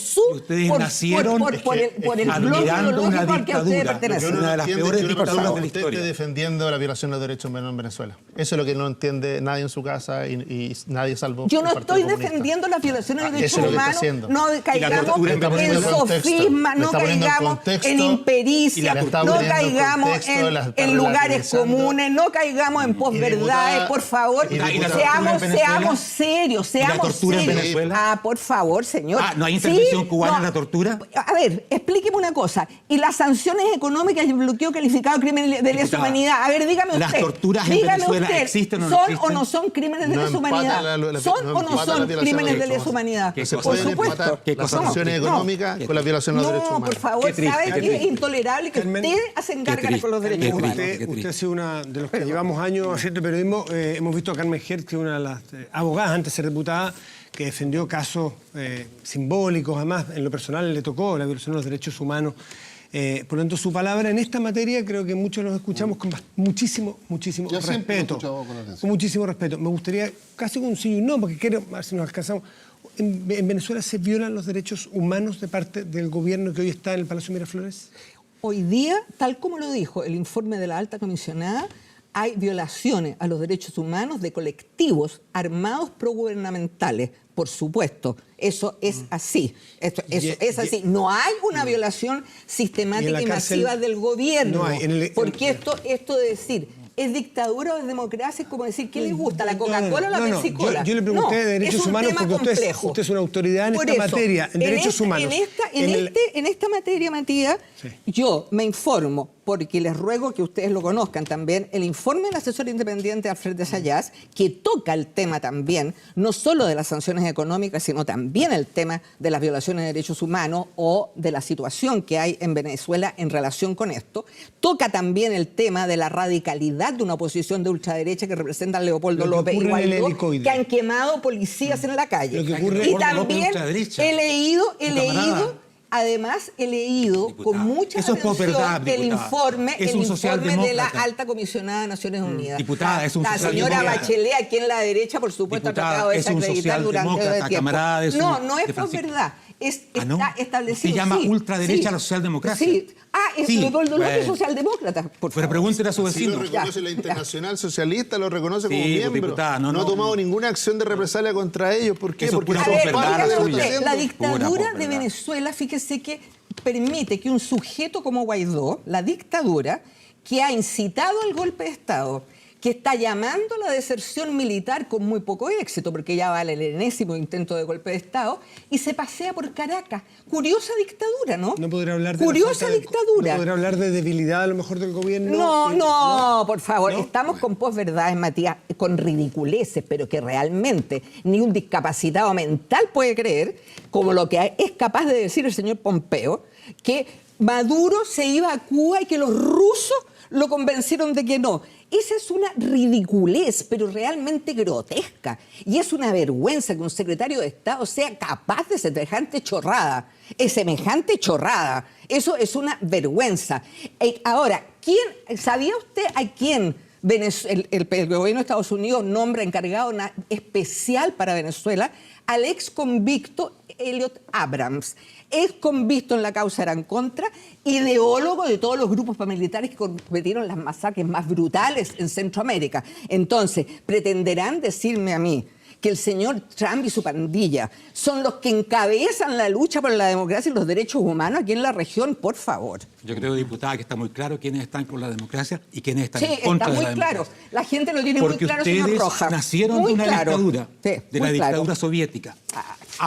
¿Y Stalin no lo conoce, diputada? Ay, ¿No tiene por una favor. historia de haber apoyado Ya. todas las dictaduras? No, mire, ya le vuelvo a Y Corea del insistir, Norte, señor. No sea, mire, oye, no No vuelva a es insistir historia y no eso. sea usted insolente. No es historia eso. Usted está siendo insolente No. con una representante del Partido Ustedes Comunista de Chile. apoyaron a Un Stalin partido todo el absolutamente democrático y que, insisto, Y un que país, aplaudió un a partido que Stalin, jamás fue a financiado Lenin, para la sedición, a Kim, que a los fuimos Kim. las víctimas favoritas, señor Rojas. No le Pero acepto ustedes esa han insolencia. aplaudido a No todas le las acepto dictaduras esa insolencia. del color de ustedes. No le acepto esa insolencia. Usted no acepta entonces la Lamentablemente historia. parece, señor, No que los acepta la historia. conversos son los peores. Son los o que sea, se dan son los cuenta. que más usan la fake news y la posverdad. No le acepto su En la insolencia. historia de la que le hablo. Francisco Vidal. Bueno, yo soy un converso. Eso le iba a decir a propósito de Yo conversos. soy un converso al revés. Al revés. O sea, vi la luz. ¿Viste la luz? Siempre los conversos creen ver la luz. La luz roja. No, la luz roja. Sí. Pero yo soy bien apasionado, pero estaba escuchando. Hay para la gente que nos ve, más que para nosotros. Efectivamente, el Partido Comunista en la historia de Chile, desde 1935, en el cambio de la internacional, nunca, absolutamente nunca, jugó al golpe de Estado. A diferencia de una parte importante del Partido Socialista. Sí, claro. Otra cosa es la política exterior del país, pero para ser súper riguroso con la verdad histórica. Sí. Y yo dije Aún más, y yo sí dije Mauricio, que se aplaudieron dictaduras en la Unión Sí, está Soviética. bien, pero en Chile, eso es lo que nunca. No, pero el ideal social que se predicaba era una dictadura como Sí, la pero tiene que soviética ver o como con la un actual. machismo. Pero quiero hacer Bueno, esa pero precisión. eso queda claro, estamos de acuerdo. Segundo, yo creo que de esta conversación tan apasionada, pensando en la gente que nos ve, que además es mucho hoy día, es importante que la opinión ciudadana se forme sobre elementos lo más rigurosamente históricos posible. Porque tenemos la facilidad de caer. Es que yo estoy impresionado, perdónenme que no es una propaganda, pero el otro día tuve un debate con un dirigente venezolano en el exilio en Chile, que además había sido diputado del COPEI, que es la democracia cristiana venezolana. Y fíjate que me llamó la atención el nivel de odiosidad. Y todo lo que yo decía era, analicemos rigurosamente lo que está en juego. Pero la historia nos ha enseñado que además no es todo así blanco y negro. Y respetemos la historia a ti que te gusta la mucho más historia. complejo. Es muy complejo y por eso hacerle o escuchar a Mujica, escuchar a López Obrador, escuchar al grupo de contacto es importante porque ahí están señalando un camino. Y el camino es, obviamente, seguir que América Latina sea un espacio de paz. 2 minutos. No que llevemos a una guerra civil brutal como la que se podría ¿Por qué no provocar. seguimos de largo nomás, güey? Yo creo que la dictadura venezolana... Así le salió ya La dictadura la coma. venezolana lo que ha generado en Chile es de que hay una transversalidad en su condena, tanto en las violaciones de derechos humanos que ocurren, como en la ausencia de libertad de expresión. Muchos de estos debates y estos requerimientos respecto de mejor información, ¿cómo no nos gustaría haber podido conocer más de cerca la realidad de Sí, Venezuela? Gonzalo, lo que Pero pasa resulta en que la lo izquierda primero que se pierde es la libertad de expresión y la censura de los canales, el exilio de muchos de los venezolanos. Hoy día en Libertad Chile de hay expresión, está lleno de diarios de la oposición, señor Miller, por favor. venezolanos, señora Pero diputada. por favor, usted no ha estado en Caracas últimamente. 288.000 personas Por favor. viven Sí, no, es un drama. Pero por supuesto, es una crisis 3,5 millones Mire, han 40.000 escapado. venezolanos Entonces, yo han le invitaría a producto escuchar a de esas las sanciones. personas. 40.000 Yo venezolanos. le No lo pediría digo yo, escuchar, lo dice el Centro de Investigación en hace bien Washington. escuchar. ¿Cómo voy a negar la Hace brutalidad bien. de lo que está ocurriendo en Hace Venezuela? bien escuchar, sobre todo escuchar a las víctimas, a esas ¿Sabes lo que víctimas. pasa, Gonzalo? No nos quedó espacio Conversando ni siquiera para lo que Matías, viene. Matías, Pero bueno, conversando con mucha gente. Lo que viene es esto. Lo que irrita, lo que molesta, lo que te jode, en el caso venezolano, es la actitud de la derecha chilena. Una parte. Pero por Dios, Pancho. Pero ¿cómo, va Pancho? a ser Si lo el irritante problema? es esto que vemos acá, justificar dictaduras, hombre. No. Esta cosa... Acaba de decir que había un avance sustantivo, lo reconociste en el primer bloque, respecto de que hoy día una persona del PPD, una persona de la U y una persona independiente de derecha, una persona del Frente Amplio pueden estar en la misma posición parados Es frente a un la avance dictadura civilizatorio. venezolana. Eso es un gran avance y eso es lo que se debe rescatar. Sí. Más allá de las traumas y de las irritaciones personales de ver a uno o ver a otro. Pero no, 12 cuando del día veas- en cuando veas Chile. al posteo, no ves en al el- que se- A mí me irrita igual. En parte del territorio nacional son las 12 del día. En la Ya isla de pasamos en la Pascua, encuesta, me pues. parece debería ser clara respecto a que en Magallanes es una hora más. Oye, Nos ven, ¿qué? ¿por qué no seguimos un ratito más? Yo feliz. Quedamos, pero Tomamos el próximo pero la programa. emisión de TVN se va a las noticias y tiene otra programación, pero nosotros nos podemos quedar acá, no hay ningún problema. O sea, Carmen la noticia Hertz, a la diputada una, del Partido Socialista y Muchas Comunista, gracias. muchas gracias por estar aquí. Gracias, Francisco Matías, por Vidal, invitarme. Alberto Mayol, Mauricio Rojas, Gonzalo Miller y a ustedes por habernos acompañado mayoritariamente este domingo en la mañana aquí en Estado Nacional, transmisión conjunta con Radio Dura. Nos vemos el próximo domingo, Yo quería- Estado Nacional, un clásico aquí los domingos en la mañana en TVN. Chao, buen día, buen domingo.